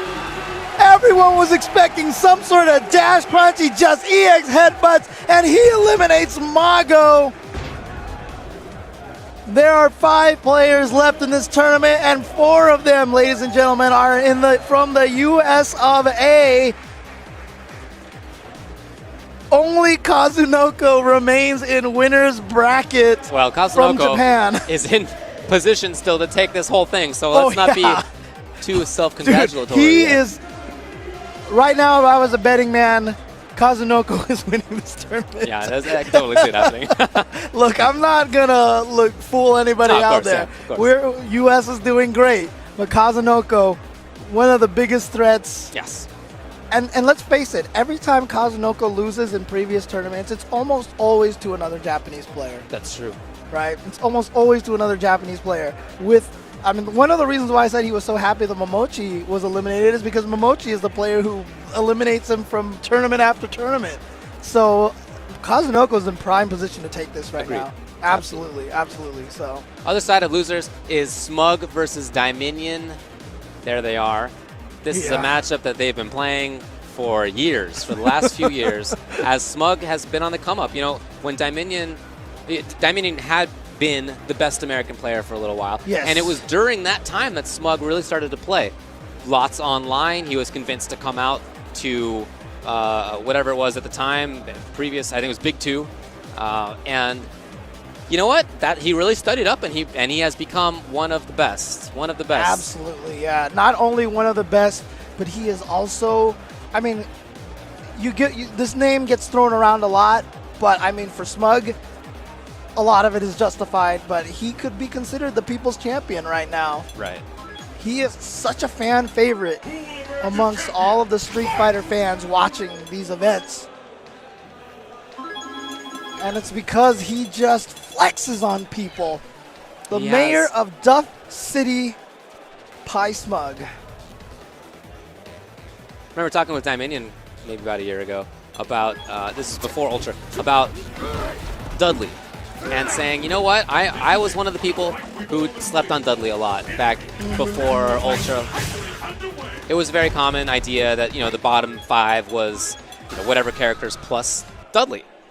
Everybody was saying it. Yeah. And I didn't really know any better, and so I jumped on that train too, because I'd never seen a top-level Dudley, and I just Right. assumed it wasn't going to work. But Smug made me rethink that character. I think he made almost everybody rethink that character, almost single-handedly. Yes, I agree. There was one point in time, where honestly a lot of people were like, Dudley's one of the worst characters in the game. Right. And Smug just changed everybody's opinion. In fact, I honestly believe when I go online and I play this game, there's a lot more Dudleys out there. And Yeah. I think it's because of one man right here. He's an inspiration to many. And not only that, but if you go onto the Dudley boards, Smug is literally like the top 10 Dudleys on the board. I feel like every time I see a YouTube replay of him, it's with some different name. But all right. here's something crazy going on here. So Dominion threatened for a long time to switch away from Guile. We've been talking about that since, I don't know, 2013 maybe. Right. And here he is doing it with Jury. Jury was a character I know he looked into for a little while. His brother plays Jury very well, and so I'm sure he has familiarity with it. Doubtless he's been working on it, or else he wouldn't bring it out in this kind of high-pressure situation here in top 5 at CEO 2015. I'm really interested to see. I feel like he should meld very well with how Jury wants to play, that zoning game, that mid-range. Oh, and he gets the crumple. Here we go.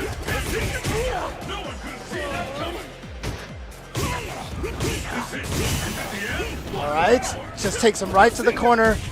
And here we go. So let's see what kind of mix-ups Dominion has. Interesting, but he goes for a back throw.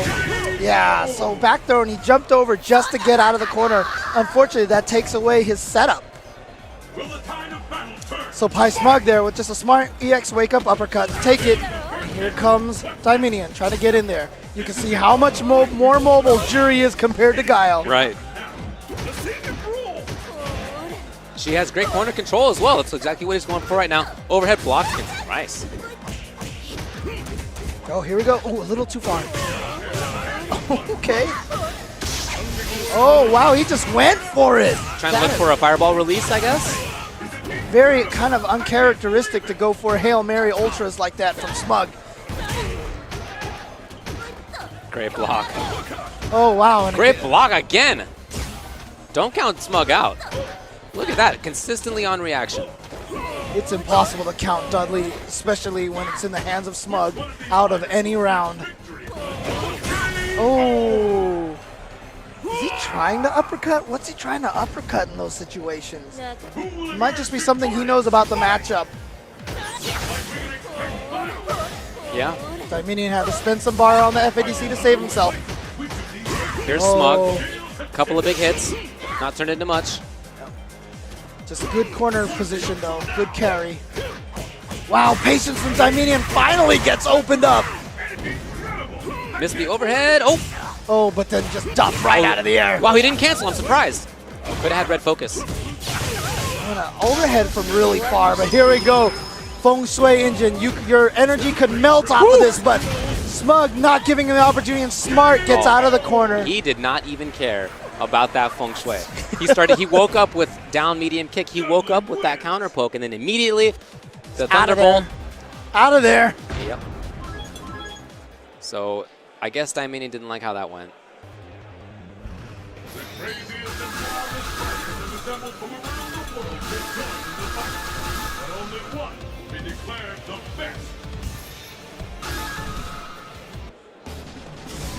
Well, Dyminion, Yomi Dyminion, going back to Guile, the character he's run with for almost all of his SF4 career. There have been these occasional switches Are you ready? now and then, but he's always gone back to Guile. Sonic boom! Sonic boom! See what I mean about Smug walking up, blocking, great bulldog. That's why I'm so happy that they made Dudley a bulldog in that. In the animals little costume? animals thing. Yeah. I think that's so perfect. English Bulldog. Yeah. Oh, wow. Another one of those rare drop combos from Smug. Nice. Here he is, into the corner. Looking for big counter hit. Oh, there it is right there. He should be able to combo off of that. Yep. Okay. That's going to take it. That round. Pick up the pace. Fight! Sonic boom! Sonic boom! Sonic boom! Oh, Oh! great timing again. Sonic boom! Nice. Wow. That's quite some reactions, Yeah, I right? know. It's so hard to punish Guile in the middle of his delay. Oh, wow. He went for that meaty overhead, but Dyminion challenging it with that flash kick FADC. A little too far. Oh, nice jab out of the air and goes for the low, but then drops the combo again, and Dyminion somehow just getting the flash kick in between there. FADC Ultra. The low, nice blocks, and now how can Smug avoid this chip? Do you think he just was building meter there? I think so. I think so. Yeah, that makes Just sense. didn't want to expend all that energy trying to get back in. Build a little meter, take the hit, What's next? Sonic boom! go on to round 3. This is it. The act we've all been waiting for. Good down medium kick.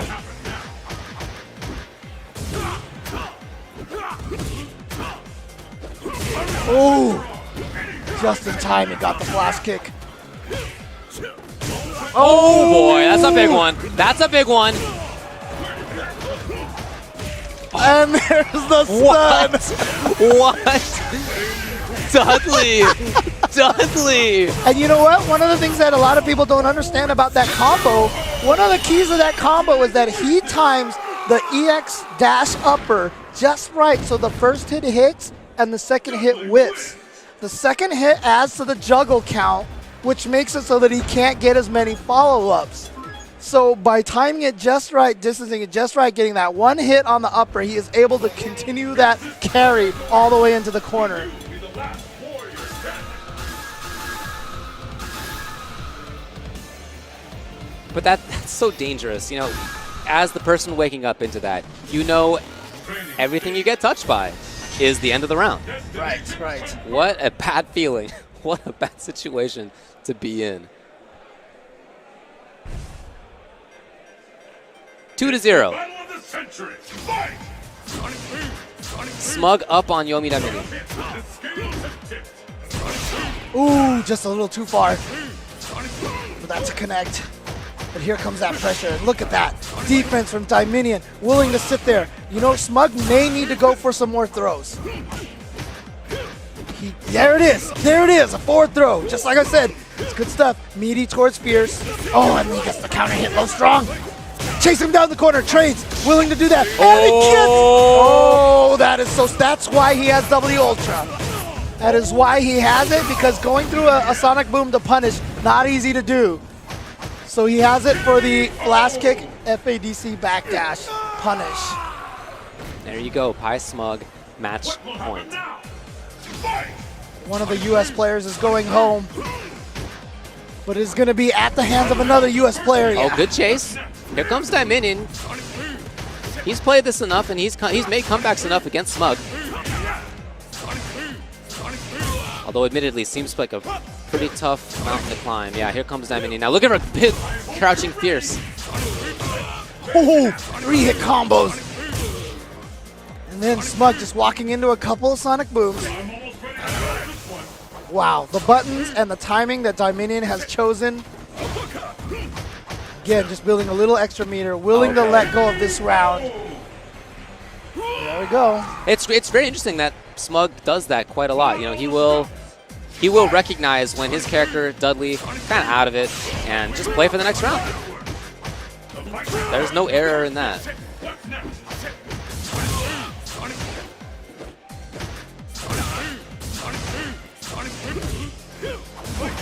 Surprised he didn't collide into the Sonic Boom as well.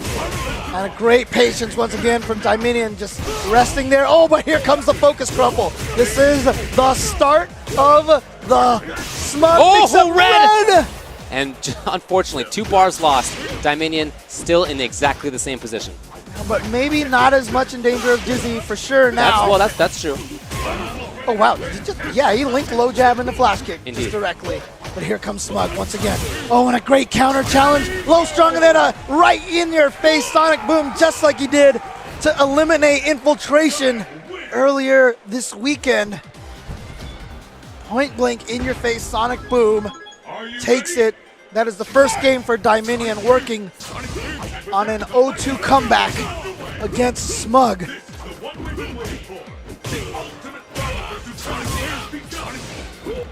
Oh, nice. Oh, such a crucial throw out of the corner time. Now all that screen behind Dominion. What? Oh no, and he throws it away on a flash kick.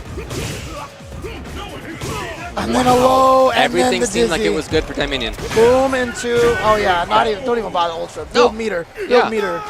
And that's how fast it can all melt away. He got out of the corner and looked like, hey, he could fight.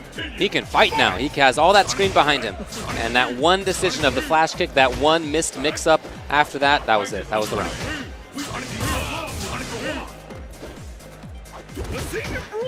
Gets in there with that jab machine gun blow. So hard to anti-air that jump roundhouse.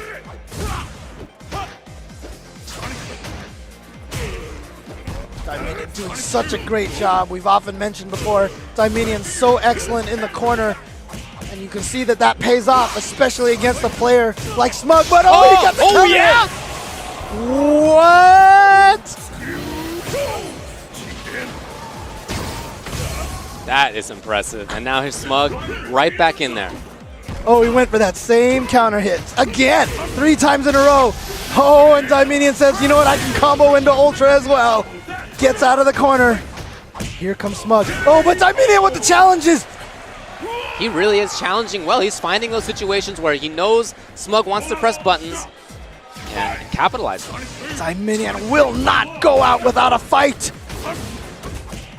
Wow, forward dash that time because he knows Smug is ready to punish the back dashes on those flash kick FADCs. Oh, and blows up Smug's focus attack. Gets the throw. But here comes Smug. We've seen how quickly things can turn around. Well, I feel like Smug is getting a little bit tentative in pressing buttons in front of Guile. Okay, here he is now. No. Oh, that right there is an evidence that the fact that these two have played each other so much. But one hit, okay. Oh, right. Nothing else. Oh, beautiful Right back down. anti-air. The Oh, low! that should That's do gonna it. do it! Boom! And Smug takes it with a comeback. You are never safe against this player. And you know that these two guys have so much respect for each other. And you see it right there. It breaks Smug's heart to have to eliminate another US player. But guess what? Especially his buddy in New York. But guess what? There's mostly only US players left. So those are the only ones left you're eliminating. Jimmy C. Smug moves on in loser's bracket, waiting. Oh no, he's going up against PR Balrog. That's right. Balrog already eliminated Mago. Loser semifinals is PR Rog and Smug. Winners finals, Kazunoko, 801 Strider. So are we going to do the winners matchup first or the losers matchup? This has actually been a topic see. of debate. Yeah, Used to be that we'd always do the losers match here and then do winners finals. Right. But a lot of people have said that they would like to switch the order around because when you lose in winners finals, sometimes you're really upset and you need time to adjust. So they'd like to put that, match in between and stuff like that. But that's not going to be the case. We're going straight to losers here. Okay. And we are getting a boxing match. That's right. We are. That's right. It's going to be PR Balrog, presumably with Balrog, and Smug, 100% definitely with Dudley.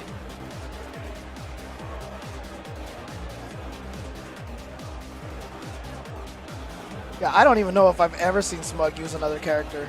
I haven't. That's not true. I've seen him play T-Hawk. But probably not going to come in right now. It's the The battle for third place. This is fourth and third right here.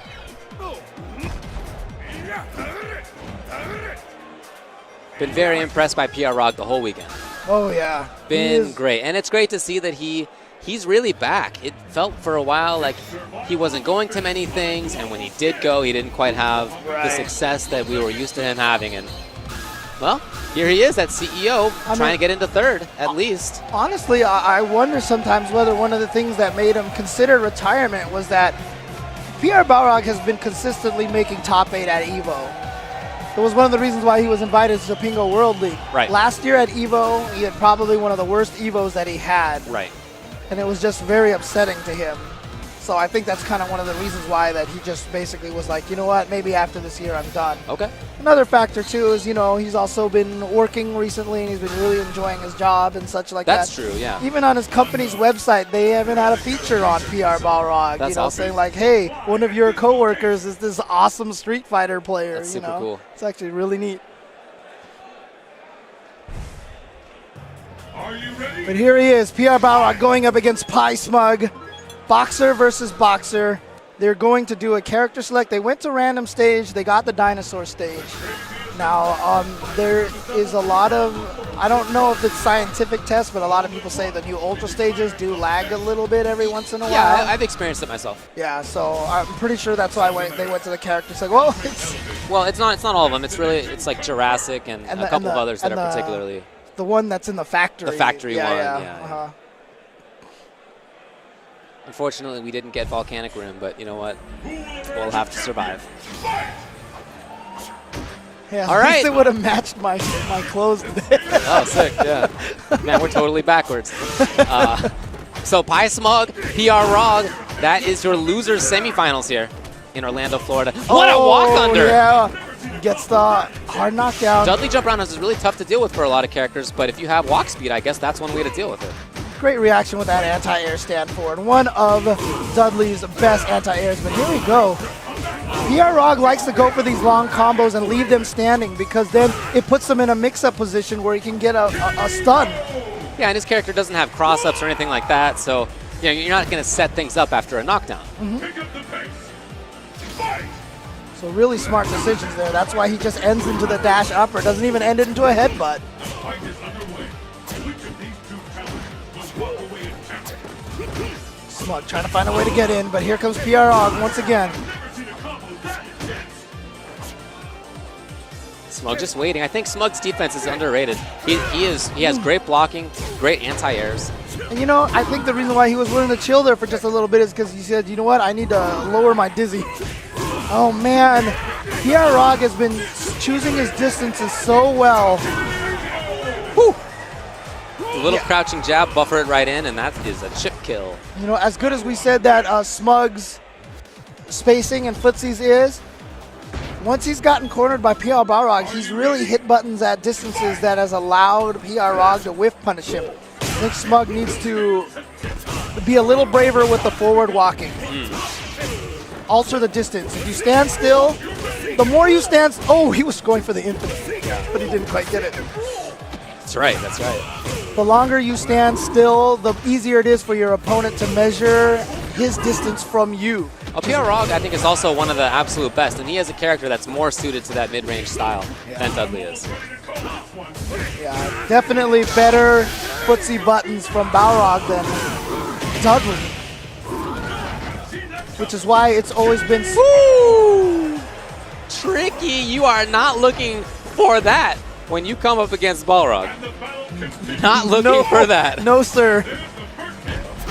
But that, you know, we're talking about how Balrog's buttons are so much better than Dudley's, but that's what makes what Smug accomplishes with Dudley so impressive. Sure. Oh, he misses it. Oh, but he's still in there. Still has a chance to get a stun. No, nice tech. Smug gets away. Oh, no, that was an accident. Oh, I don't know. He did the cross counter, but unfortunately, a sweep from PR Rog.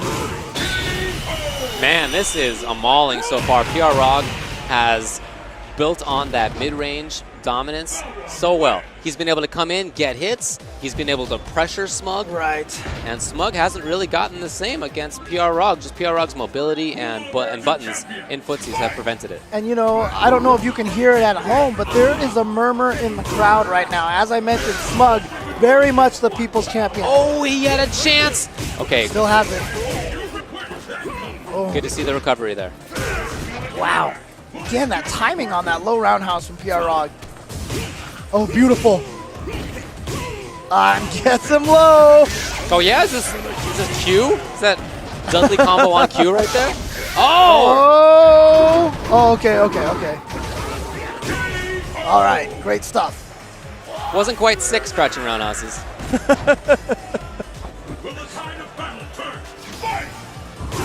And PR Rog just opening up with a dash punch. He is going full aggression right now. He is going to keep this combo going. And he does go for the knockdown. He's going to... Oh, one more. Oh, he got thrown out. Beautiful now Smug, throw. just like that, Smug has exactly what he wants. Here Yep. comes Smug.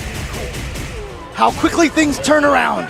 Just like that. But a great block from PR Rog. But you see that? Smug noticed that PR Rog was going to block it and did the chain to throw off the timing. But here comes the counter throw into the corner. I wonder if that ducking was looking for a headbutt. Oh, he got him. No. Yes, indeed. I'm really impressed by PR Rog's reactions, by the fact that he's had the cooler combos. There's no doubt about that. His combos have been sick. Oh no, Smug should have been able to hit that.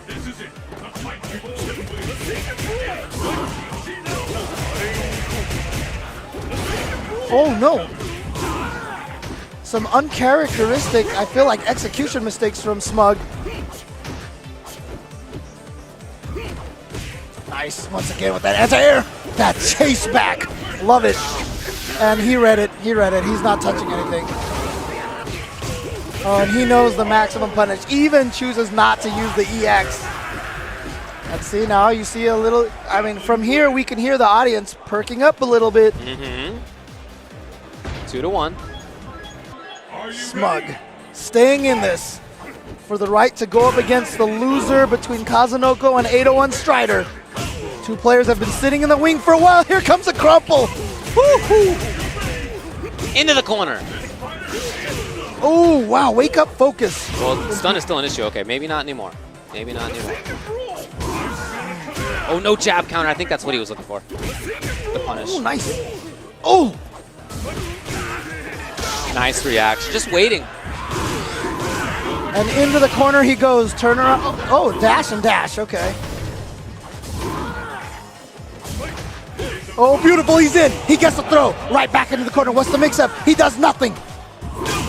Oh! That double duff! Oh! They're both down for the count. That means it's match point for PR Rog. They both take the round. That's how it works. Here we go. Throw for Smug. This is his opportunity to get in. Ooh, tries to bait something out, but PR Rog with nothing. Beautiful wake up EX and a block. 2 blocks on a high and a low. Oh, he missed the punish. Smug. that's Is just Smug not- out? Is that PR Rog? Will he move on? That's it. PR Rog moves on. He has eliminated by Smug from CEO 2015. And you know what? You saw that from Smug right there. I can tell you right now, all he was saying to PR Balrog is, please, please take this for America. Because that's what it's all about right now. All of these guys wanted to win against each other, but you know they want to do it by defeating Kazunoko and taking it for the States. It has been a long time. I mean, a lot of the Asian players, they come out to all the U.S. events. They take all of our Capcom points. Yeah. And here at this event, CEO, they want to show that this is not going to be a foregone conclusion. They want to take this, and not only that, but this is a huge message to be sent to Japan coming to Evolution 2015. Yeah, I think it's a message that's sent to everybody, to Japan, to Korea, to Singapore, to France, to England, all over the place. Yeah. All over the place. And I mean, it's already on record that over 150 players from Japan are coming to Evolution for a lot of different games. Yes. A lot of different games. Yes. But you know, a lot of those probably 80% of those Japanese players, I would say, are probably going to enter Street Fighter 4 just because. Why not? You're there, Be right? a very big international contingent at EVO, as there always is. So this is a amazing tournament for the U.S. players right now. Like I said, once we got down to 5 players, 4 of them were from the United States. Only Kazunoko remains. And one of the people standing in Kazunoko's way is Gustavo, a.k.a. 801 Strider, who are sitting down right here. You see them? 801 Strider with an amazing comeback against Mago. Was down 0-2. And if it was 2 out of 3, everyone would be like, oh man, that was free. But, you know, this is 3 out of 5 here, and a great comeback. Some people call 2 out of 3 gimmicky events, you know, but...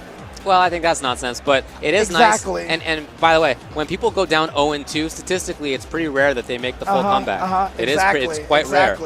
But it happens. It happens. So Kazunoko and Strider. Strider just played against Mago Yang, dive kick character, and you could see towards the end of that set that he was starting to bring out Abel's anti-dive kick stuff a little bit better. So that's the kind of thing you have to look for playing against Kazunoko. Now Kazunoko Young. I feel like they played each other very recently, because I remember, or was Gustavo playing against a different Yun? Because he busted out one of those really cute option selects against Yun. The armor cancel falling sky or something like that. I can't remember what it was. Right, yeah, he will do a reverse Dragon Punch input plus punches that if the opponent crossed him up, it will turn into an anti-dive kick option. It'll become the EX anti-air grab, but from the front, it will be command grab. Ah, okay, gotcha.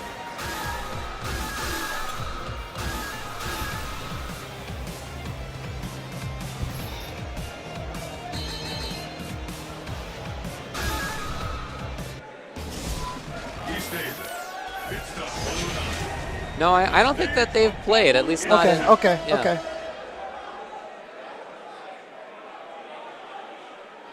Here's winners finals of CEO 2015, Kazunoko from Japan, 801 Strider out of Utah in the USA.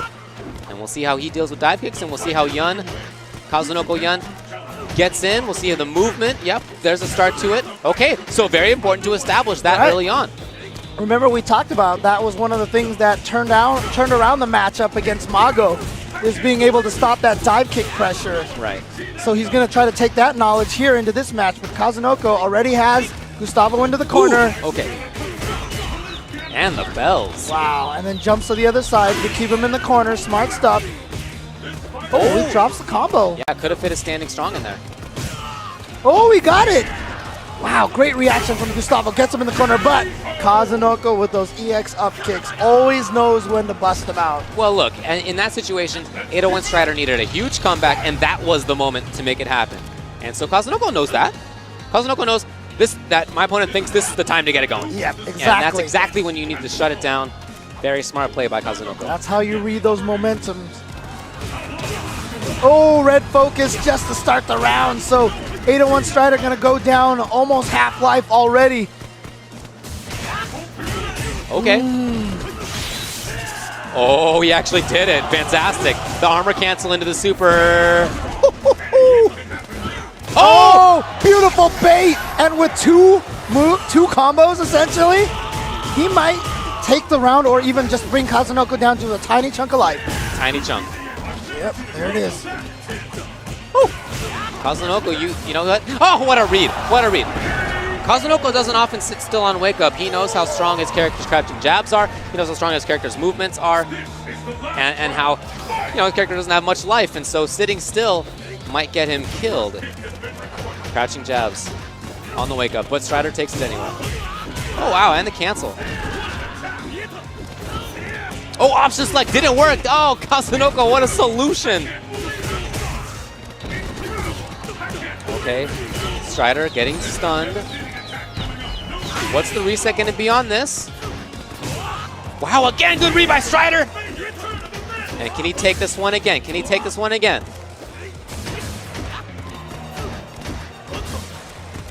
Oh, wow. Yes, he got right into range to make that dive kick unsafe. Oh, and a block on wake up. Oh, beautiful. Jump jab gets him away. Oh, he chased him down, but not enough to kill. Oh, he got the cross up. Wow, a jump backwards forward cross up. He reacted to that lunge punch with the correct button in the air. Great stuff. What a reaction by 801 Strider. And he's trying to settle himself down a little bit. He knows that was pretty hype. That was pretty sick. Yep, there's that. We saw that against Mago quite a bit. And again, the stand strong. He has all of the anti-dive kick tech that he needs. Unfortunately now, caught. Time for Kazunoko. Oh, Kazunoko going for a regular throw. Smart. there's- Oh, but again, baits out the up kicks. Oh, he wanted up kicks again. He thought Kazunoko was going to do it again. Oh, wow. Traded with that lunge punch. Gustavo trying to cage. Oh, I and the- really like it. I love how he's doing stand fierce in those Yeah. situations. He expects Kazunoko to go back into the air. He sees the dive kicks that land on the top of Abel's head that are not plus on block by any means, and it's Abel's close fierce is only 4 frames, very fast move. So it's a nice option. 801 Strider. Okay, here's Kazunoko now.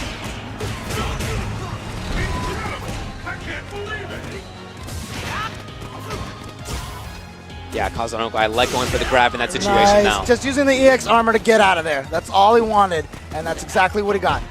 See, in those air-to-air situations, you jump back fierce, it's hard for Yun to really do huge damage punish to it. Again, jump back fierce. His anti-dive kick game, Good stuff. starting from game 3 versus Mago, has just been on point. Yeah, absolutely. Not too much Abel could have done to punish that. Crouching fierce attempt. Oh, Here's good Kazunoko. challenge from Kazunoko. And he's going to take that round. Trying to tie it up 1-1. Does not want to go down 0-2. Oh, great reaction. Grabs him with the EX Falling Sky. Nice anti-air stand strong from Kazunoko. Kazunoko's been teching a lot in that situation post dive kick, which is something that Abel has forced him to do. It's not what he wants to do, but he has to do it. Nice. Oh, there That's it was. the That. OS. Yeah, that was the OS. Oh, here comes Kazunoko, but not at a range again where he could get that dive kick, the combo, and an EX tornado throw. It's going to get through there. And again. Oh, I didn't see that coming. Neither did Kazunoko. One more mix-up, and he got it. It's 2-0, folks. 801 Strider getting the reads. We saw Mago get 4 command throws against Gustavo earlier in the tournament. Gustavo paying the favors back forward to Kazunoko. Look at the expression on Kazunoko there, really trying to consider how to start dealing with this. He has seen 801 Strider sort of neutralize that on the head dive kick approach. You know, there's no Dragon Punch on Abel's part, and so oftentimes people will go to dive kicks like that, even though they're not plus on block. Abel doesn't have a great get off me tool, but that close fierce by 801 Strider has really taught Kazunoko. It's probably, honestly, it's probably close fierce option select go attack, which is super tough to do. There's like, it's like a 2-frame input, but I'm gonna ask him later whether he's doing that, because I would not put it past him. All right, good stuff. Again, he's using that low short to go under the up kicks. That is some technology right there. Oh, backdash escape. But again, Kazunoko only going for regular throws. You see the, oh, there it is, the Zempo tension. He knew the timing to bring that mix-up in. Oh, beautiful. He delayed that just enough. Spends a little extra meter to get the damage. Maybe? No. Oh, yeah. So good. Just in case there was a So jump out. good. EX roll would have lost. EX command grab would have lost.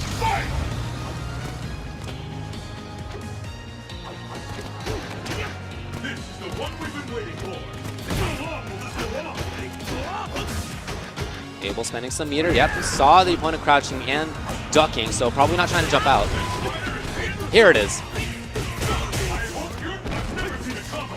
Ooh, what was he looking for there? Roll, maybe? Not The sure. backdash. Sick. And gets himself out of the corner. Oh, good timing and distancing on that dive kick. Oh, what a bait! What a bait from Kazunoko. Getting that, he recognized that he is going for that EX change of direction so much. 2-1. Kazunoko making some great adjustments. You see Iparu there, Renzo giving him a lot of advice, talking him through again, noticing stuff. Looks like he's telling him just to calm it down, keep the situation, you know, try to not get into the scrambles. That's what I interpreted from the hand gestures. But here comes Kazunoko. He wants it to be a little bit more manic paced. Yes. Ooh, I love the backdash EX lunge punch. He does that so much. Okay. Press the advantage on that one. Yeah, he is making this work. And we just saw Strider with an 0-2 comeback against Mago. Right. Kazunoko trying to return the favor.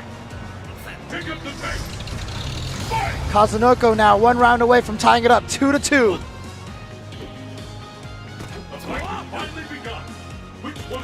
Oh, yes. Here we go. Caught him with the step kick. Opportunity.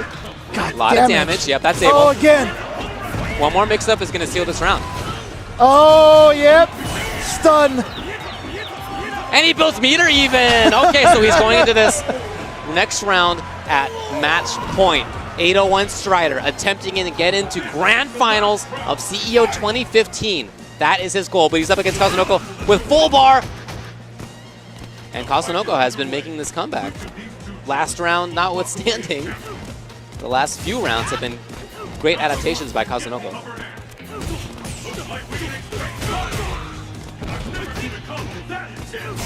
Oh, EX armor with perfect timing to punish the dive kick. Oh, try to chase him down. Almost had that perfect so he could have comboed into Ultra off the low fierce.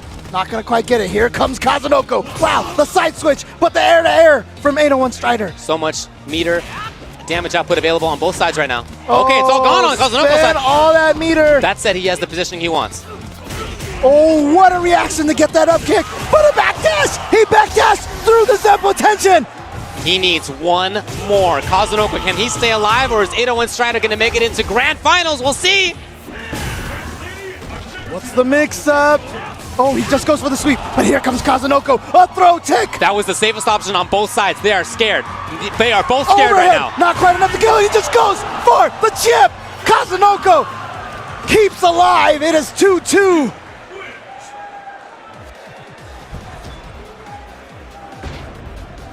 Keeping it going. I'm very impressed by that end of that round when both of these players, neither of whom gets scared easily, just did normal grab. Normal grab and delayed tech. That was that option right there. And again, that's one of the safest pressure tools you can do. So now it's on 801 Strider to make this adjustment, recover a little bit, because the last two games have gone to Kazunoko.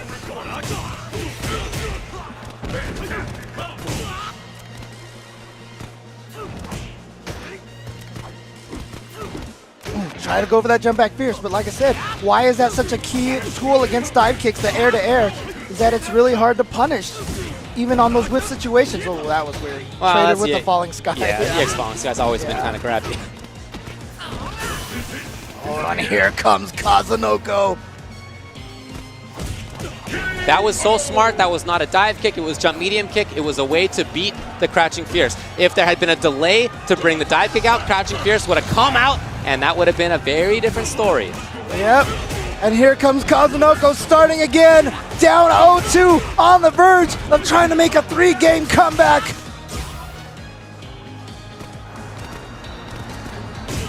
Oh, not quite the right timing, right for that second hit, only to hit. Nice. First time he's done that in the set. Oh, and here comes Kazunoko with all the momentum. That should be it. Kazunoko with the 0-2 reversal to win 3 games in a row, and Kazunoko is in grand finals. And you can see how frustrated Gustavo is. You can see the look on his face. Yeah. This here is that argument right there why some people want to save the losers finals match till now to give a player like Gustavo a little bit of a rest. But you know what? That's not the way it goes, so you have to understand that. So you had better be prepared to come back and just play the next game to the best of your ability. Right. That's the rules, so you got to play within the rules. Can't complain too much about that. Yep. PR Rog versus 801 Strider. They're both going to try to play against Kazunoko again, but now we're going to have probably Abel versus Balrog. Yeah. A match where they both had good footsies. Certainly Abel is much more explosive, but, well, maybe that's not even true anymore. PR Rog is so consistent with that giant Balrog combo that leaves him, the opponent at like 700 stun. Well, maybe that's not really accurate. And you know what? I mean, I do appreciate the sentiment that that I'm receiving within the social universe, the social media sphere there. Yes, sometimes it's not always about country and such. Of course. You know, about players. And for me, the player of the tournament right now is Strider. Gustavo, I love what he's done here. Even though he may not win this tournament, he's still in it, but he's top 3 in this very stacked tournament. Yes. I think it's a great, you know, even though he still hasn't won a major yet, there is no argument now that he is top 10 within the United States. That is an easy claim to make because he has played phenomenally this weekend. And he starts it off here with a tornado throw against PR Rog. Yeah, PR Rog had tech in that situation before. Tornado throw is throw invincible. That's the solution. And 801 Strider just makes Abel look so scary. Yeah, Abel is scary. Oh, wow. Really? Low dash rush and then just raw EX headbutt. Why not? Oh, nice. Beautiful EX change of direction into FADC, using all of his meter there to take the first round. One of the nice things Abel got in Ultra is a slightly faster EX change of direction. It is a little bit better than it used to be. Yeah, it's so fast now. It's so fast now. Here comes 801 Strider. Ooh, nice use of that sweep. He doesn't pull it out often, but every time he does, it seems like to be such a great timing.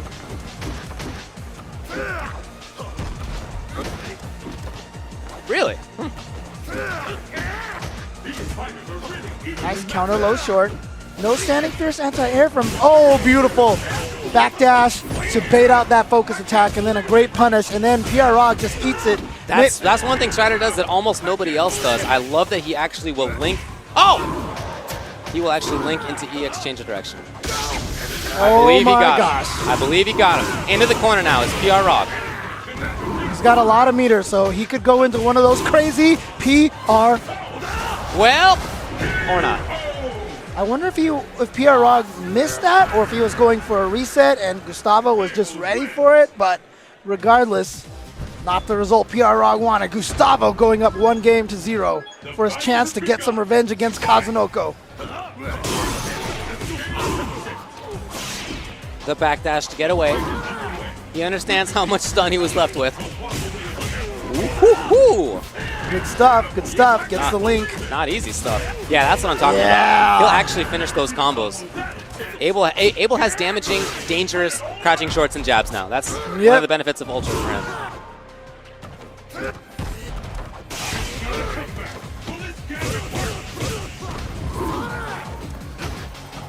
Ooh, went up for the throw. Didn't quite get it. PR Rog gets the hard knockdown. Oh, blows up the safe jump timing with EX tornado throw. Okay, here's PR Rog though. Is this gonna kill? Ultra sometimes doesn't do a lot of damage. Yeah, there you go.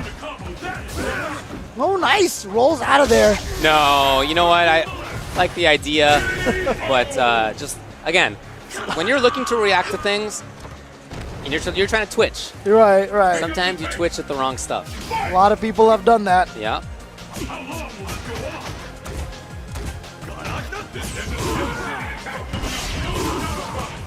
Yeah, this is what I'm talking about. That damage, that stun.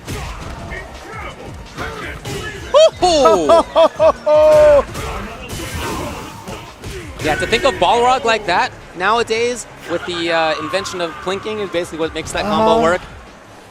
That really makes the character in a lot of ways. You know what? I'm going to go ahead and give a shout out to one Javits, who is basically PR Rog scientist. Javits comes up with the craziest Balrog combos and sends them all to PR Rog. And one time I was talking to Eduardo, he's like, yeah, this is the guy who finds all my combos for me. And so he knows that those combos bring him to very close stun, so he knows to go for those overheads that will result in those dizzies. Oh, and he gets a crumple.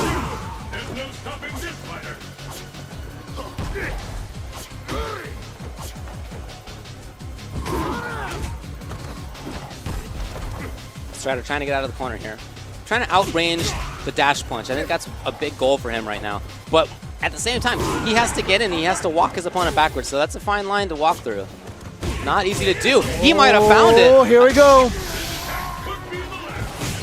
Could this kill? It's going to come very close if not. Needs a little bit more work.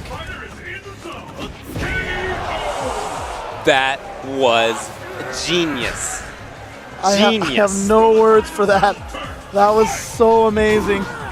Gustavo, ladies and gentlemen.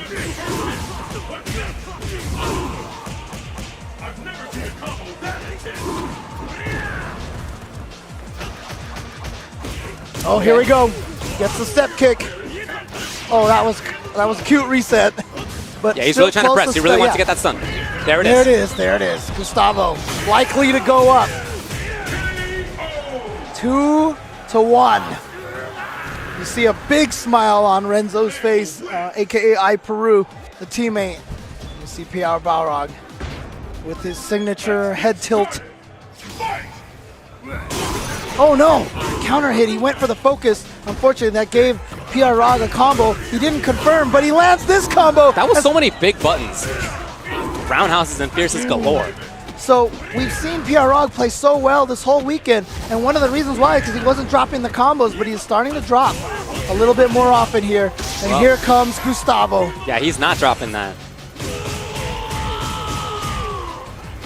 And now we need another couple of mix-ups. PR Rog, well, he's only a little bit down on life, so he's not in that bad a situation. Yeah, look at this. Found the jab. Into headbutt, into Ultra, and that's going to take it. PR Rog stays alive.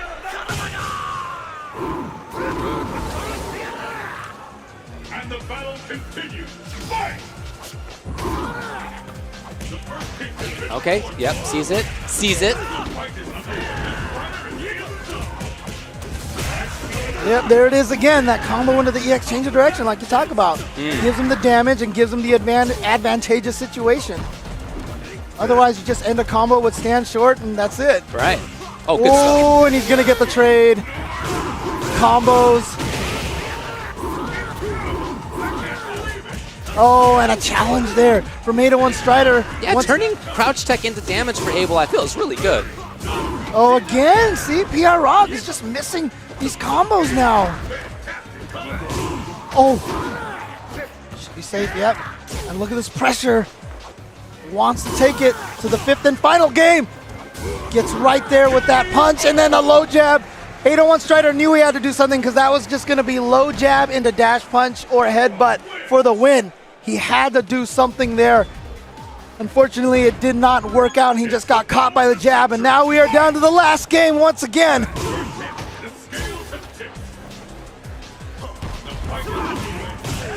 Oh, and a step kick with punish. Great start for Gustavo. Again, pretty cautious pressure. Nice. Confirm.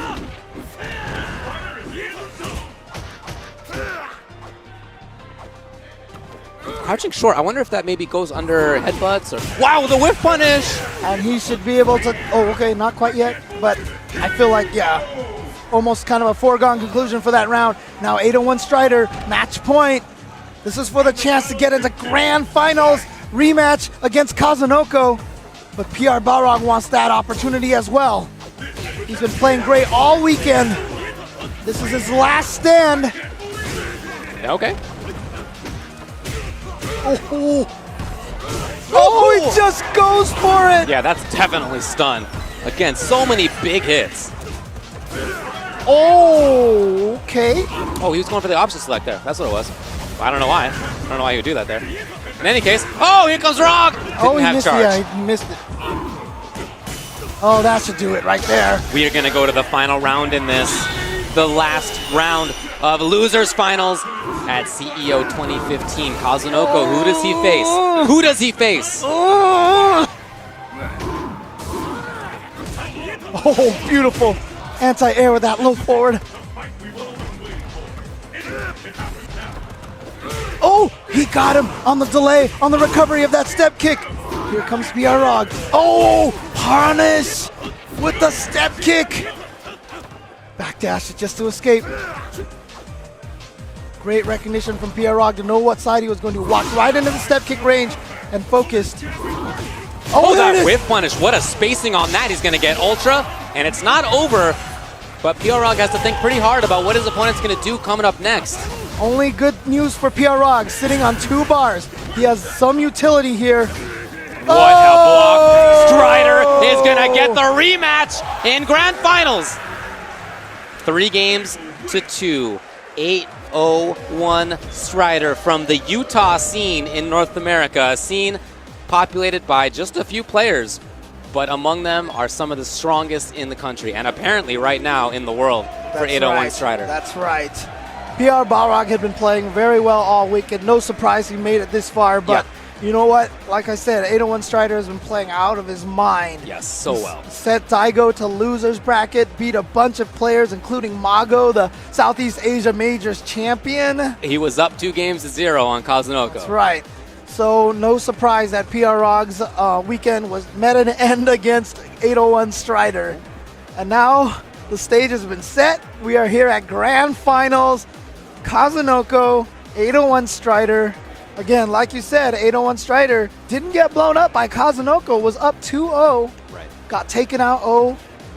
Then Kazunoko made a 3-0 comeback to send Gustavo to losers bracket. So, well, I'll be interested to see the evolution of that close-up dive kick game and the mix-ups that come right after it, because during that set, it went from being a great oppressive tool for Kazunoko to 801 Strider dealing with it really well with close fierce and the like, and then towards the end, Kazunoko started turning it on again. He had crouching jabs after that, continued the pressure after that. So there was a little battle there to see how that went, and we'll see how that keeps going.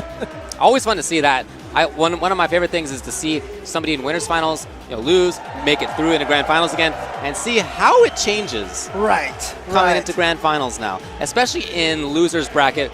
In losers, of course, you have to win 2 3 out of 5 sets. It's a longer road, and that I think sort of changes how you bring out your tools. Do you have some really hype stuff in mind, and are you going to use that in the first set of grand finals because you have to reset it, or are you going to save it until it's time to actually close it out and win in the second set? Those are always little interesting mind games, I think. Right. Honestly, if you're coming from losers bracket, I feel like you use everything you got to take that first set, because tying it up oftentimes is a big psychological victory. You just taking it, and now all of a sudden it's down to that last set. And we've seen a lot of 6-0s in grand finals, and I think that's kind of one of those reasons. The person coming from losers who gets that dominating first set really, really sends a message to the guy in winners bracket, and he really has to think about it, and the nerves start kicking in. However, I just don't know if Kazunoko is the kind of player to get nervous, to get frustrated. But who knows? Who knows? We've seen players with just, the steeliest of players crack under these kind of pressures before.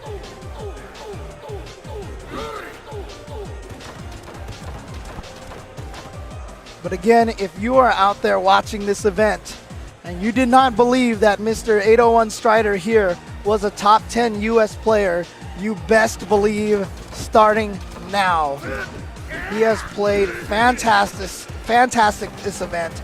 The amount of dedication that this player puts into this game, the amount of work that he puts into this game is second to none. Yep, I agree with that. Now, Kazunoko, recall, not the only game he was playing this weekend. Right. He also played another game, Guilty Gear, and he took first in that. Yep, and I heard it was pretty dominating as well. Yeah, so. yeah, that's what I heard. So, you know what? He's in position to win a second one today, and I don't think anybody would be surprised if he did, because that's just the strength of this player. So we'll see how they've adapted, how they've thought about it. Gustavo has played, what, 2 back-to-back 3-2 sets. A lot of games under his belt right now. Oh, great neutral jump there from Kazunoko. I mean, it was interesting because I think the wheel kick was designed specifically to get him out of the air. It's just spaced a little too far out. Right. Oh, nice. Gets that low fierce. Gets to the other side. Catches him a little off guard. Oh, that jump back fierce. That's been a great anti-air tool for Abel since Vanilla. Yeah, for sure. I remember one Combo Fiend used to use that move a lot. First guy I saw do that. Yep. Kazunoko just waiting for Strider to make his entrance here. You can see Strider wants to make sure he doesn't get jumped in on. Yeah. Oh, regular throw. I love that Strider's the one who kept his spacing. Oh, traded. Oh, careful. You know that Zempo tension could come at any time. That's right, that command grab. Oh, he punished? Or did he just challenge? Just challenge. It's not a punish. He just challenged it well. Wow. Yun is -1 in that situation. Right. It's a 4-frame close fierce. So pretty fast challenge, and it worked. Oh, and there's that far standing strong again. Ooh. Goes low. Again. That combo with a change of direction. Gets him again. Didn't want to spend the meter again, I think. Wants to save it a little bit. But here comes Kazunoko.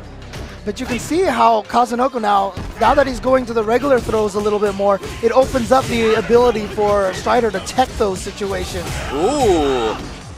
Okay, Strider now has corner control, and he does pressure. He's not afraid. Ooh, That's an important lesson for Kazunoko, I think, right there. Goes for the throw that time. And Strider techs it. Oh, challenges it. Oh, that's punishable, save. yeah. What a Red risk. focus. He was looking for the jump back. He was looking for dive kick, and Kazunoko stayed grounded. Not quite enough to kill yet. Oh, no! Kazunoko specifically went backwards so that he could anti-air. And he didn't get it. He got hit. Get it out he got time. hit. He just screwed it up. He just screwed it up. That's plain and simple. They're talking with Fudo about it. Last time I mentioned Kazunoko with no coaches on stage, but this time for grand finals, he brings Fudo up there. Again, maximizing damage on those Yun combos. Ooh, not a crumple though. He was really hoping he got that crumple. Oh, that was air to airs. And then again, using that low short to go under the light kick. Oh, he tried to go for that option select and just a little bit of execution error on it. Yeah, came out the wrong side. Okay, nice. Here comes Kazunoko now, has the corner. You know, it's really interesting here. Kazunoko's success on getting in via dive kicks has not been as successful. Right. And you see now, he's opted to now spend a lot of his meter on EX lunge punch to get in.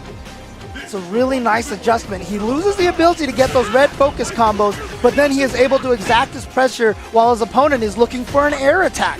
He can get a lot of those EX lunge punches in for free because Gustavo's just looking for dive kicks. It's that ground air. How much of your mental faculties can you devote to countering one of those directions? Right. Oh, there you go. Ooh, he got him. And he's gonna falling sky him right back into the corner. Spending a little meter to make that save. Gets the tornado throw. Yeah, he saw his opponent crouch blocking, unlikely to jump. Wow. Nothing though. And the option select. Chase that down. Wow, he is mixing it up big time right now. Oh, there was a hit. And it was a counter hit, no less, so the opponent was still in his zone. Great option select. That is pretty sick right there. Going to be even 1-1. So pull that out in that situation. Clutch moment. Nerves of steel, Mr. Kazunoko. Trying to take CEO. Trying to qualify into the Capcom Cup. It's the battle of the century. Fight! The first hit has been recorded. Nice. Again, option select, attacking that backdash. Knows Kazunoko now is a little wary about that backdash. Goes for the tornado throw, but then Kazunoko goes for the backdash again anyway. That's right. That's what makes him so good. Yeah. He cannot be taught. He cannot be trained. Oh, nice. A little bit too close. Again, option select, chasing that down. Gets the cross-up dive kick. Nice. Goes low. Oh, and the stun no less. All the way into the corner. So he'll have a nice little reset if he wants, and he does. Oh, I'm surprised that Strider didn't block it, honestly. Yeah, when you see someone hit you out of the air for the reset like that, you almost kind of know something fishy is coming up. Very common setup. Yeah. Oh, here comes Kazunoko, going to start the round with that meter burn.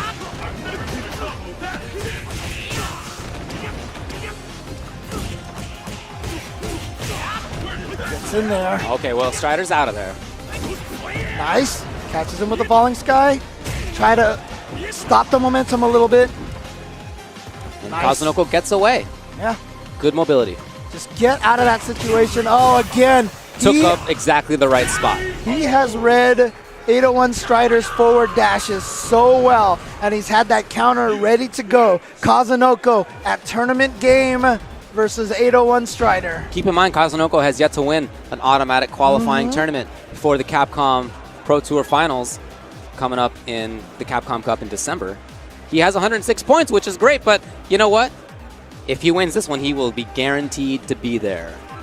And he gets a little bit of extra pop bonus, too. Oh, there's you no know? doubt about that. That is correct. Strider, I'm sure, has put himself into pretty good territory with the at least second place showing right now. But, winner of this, get guaranteed not only a lot of money, but also a chance to win a crazy amount more in December. Oh, yeah, that wheel kick. He's been trying to predict the neutral jump, and he just hasn't been successful recently. Like I said, Kazunoko has been a little bit more wary to be in the air, and he's just taken to the air in really smart situations. Oh, man. That was pretty tricky. Yeah. Nice little delayed again. wake-up setup. There it is, and he's at tournament point. Kazunoko on tournament point here at CEO 2015. Can he take this from Gustavo, or does Gustavo have another comeback within him? Has to win so many games. Not only these two, next two, but also 3 after that. Catches the roll. Kazunoko's on the roll. Coming in again. The option select again. Almost dizzy. Oh, there he goes. To save from Dizzy now, but can he get the mix-up right? Oh, he screwed it up. The No! wrong side. He thought he was going to be a cross-up. You're right. You're right. Will Kazunoko seal it? Yes! And that's it. Kazunoko has taken CEO 2015. Congratulations to Kazunoko. He was one of the major threats to start off top 8 today. Like we were talking about, a lot of people last night mentioned Kazunoko as being one of their favorites. Absolutely right. And he is. And they said that matchup, Kazunoko and Smug, likely who was going to win that match, was going to win the tournament. They were correct. That is right. They are. Strider, it's unfortunate to go down like that in a round where in part you lost because you didn't know which side you were on. Right. A little bit of a mistake there. I do feel for him for that, but I'm very happy for him about how he played the whole rest of the event. He really put his name right up there in the top echelon, not just of American Street Fighter, but I think World Street Fighter right now. Absolutely. Again, just in terms of individuals, Gustavo had a great event here. I feel like this is, he's had success all year long, right? At NCR, he did really well. I think he beat Daigo Umehara at NCR as well, but I still feel like this is his coming out event here, like just really cementing himself in the public eye, in the vision of all of the Street Fighter fans out there. Kazunoko He's been up there. Hasn't had too many major wins, but he does now. Let's go talk with Mike Ross.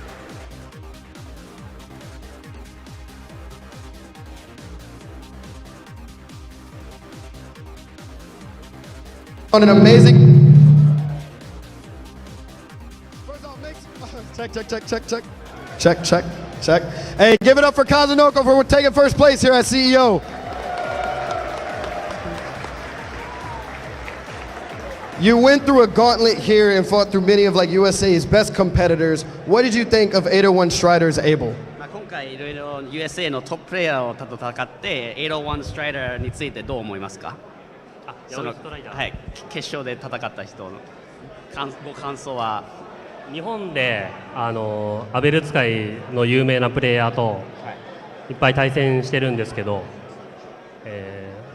そのどのタイプでもなくて日本で戦った相手の、一番置き攻めがその怖いプレイヤー、一番恐怖を感じたプレイヤーですね。So he said he's faced many different Ables in Japan, obviously, but 801 Strider's style was totally different from the players he faced in Japan. And of all the Ables he's ever faced, 801 Strider had the most scary Okizeme game he's ever faced. Now, coming into this tournament, we've seen so many upsets with Momochi getting knocked out, Daigo getting knocked out, Bonchan getting knocked out. Do you think the level of competition here in America is starting to match the levels of Japan? 今回日本のトッププレイヤー、例えばももちさんとか大悟さん、今原さんとボンちゃんが負けちゃってしまって、で USA が結構最後まで残ってたんですけれども、US のプレイレベルが日本を追いつけられたと思いますか？追いつけられたと思います。Yeah, he definitely feels the US has caught up to Japan at this point. Thank you so much, Kazunoko. Again, just want to say congratulations and best of luck at EVO and Capcom Cup. All right, back to James and David. Wow.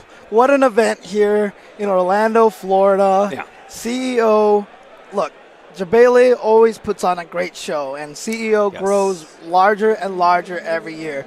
This year is the biggest CEO, obviously, we've seen, and the level of competition and the craziness of all the games. The results have been just like surprises all over the place. It's been a really fascinating weekend. Yeah. And I really love a lot of the things about CEO.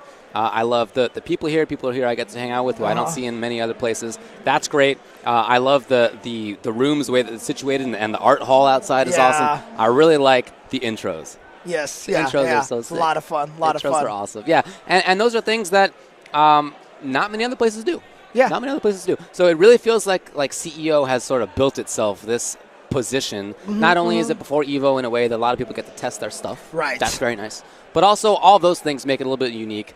There's a pool party every night. Yeah, but one thing that is really cool is that CEO really does get to set up a lot of the stories going in to Evolution. Right. And we have a great story here. We talked a lot about this country pride stuff. One of the reasons you bring it up, that we always bring it up, is because it is a story going in to Evolution, especially with US having not won an EVO yet. In Street Fighter 4 ever. Yeah, Asia has taken every year of Street Fighter 4 except for one, which was won by Europe. Correct. So, it is a story going into there, and it is a very, very compelling one at that as well. Certainly for the local folks. That's definitely true. But I think for people outside of North America, maybe it's time to look a little bit more at North American players as challenges in a way that maybe you didn't. Or else, you know what, maybe it's just this particular weekend. Totally possible. Totally. Because in the past, there have been weekends where North American players seem like they have put it together. And I remember us saying things like, oh, parity's here, and it's definitely not. Yeah. Definitely has not been here. Yes, exactly. So I hesitate to learn too much from this tournament, from this weekend, but setting up EVO, which is just 3 weeks away, it is quite a storyline. Yeah, and that will be the next Capcom Premier event, and it's not just a Premier event, it's the Premier event. Yeah. Most points, most bonus pot outside of Capcom Cup, obviously, but that is the big one. That is the big one, not just for Street Fighter, for all fighting Everything. games, right? So, I hope everyone has tried their best to make it out there in this event, unlike any other. And, and if you can't make it, then definitely tune in, because it is going to be a weekend, 3 full days packed of fighting game events. We will be here again on Capcom Fighters for the majority of the event until, I think, semis and top 8 or top 16. I'm not 100% sure. We'll figure it out. The details will come out when we Still a get few weeks chance. away. Yeah, exactly. But 3 weeks, so definitely get ready for that. I'm super excited. Feels like last Evo was 2 months ago, I but know what you mean. Yep. here it comes. It's been a great tournament season so far, and it promises to continue to be that. Absolutely. I hope every one of you guys at home enjoyed it. Thank you, all of you, for tuning in. Always glad. If it wasn't for you guys, there's no reason for us to do this or put this on. So shout outs to you guys. Shout outs to all of our sponsors, Mad Cats, Turtle Beach, and XSplit. Right. Everybody who makes these events happen. Thank you, thank you, thank you. Okay, thanks very much for watching. We'll see you next time.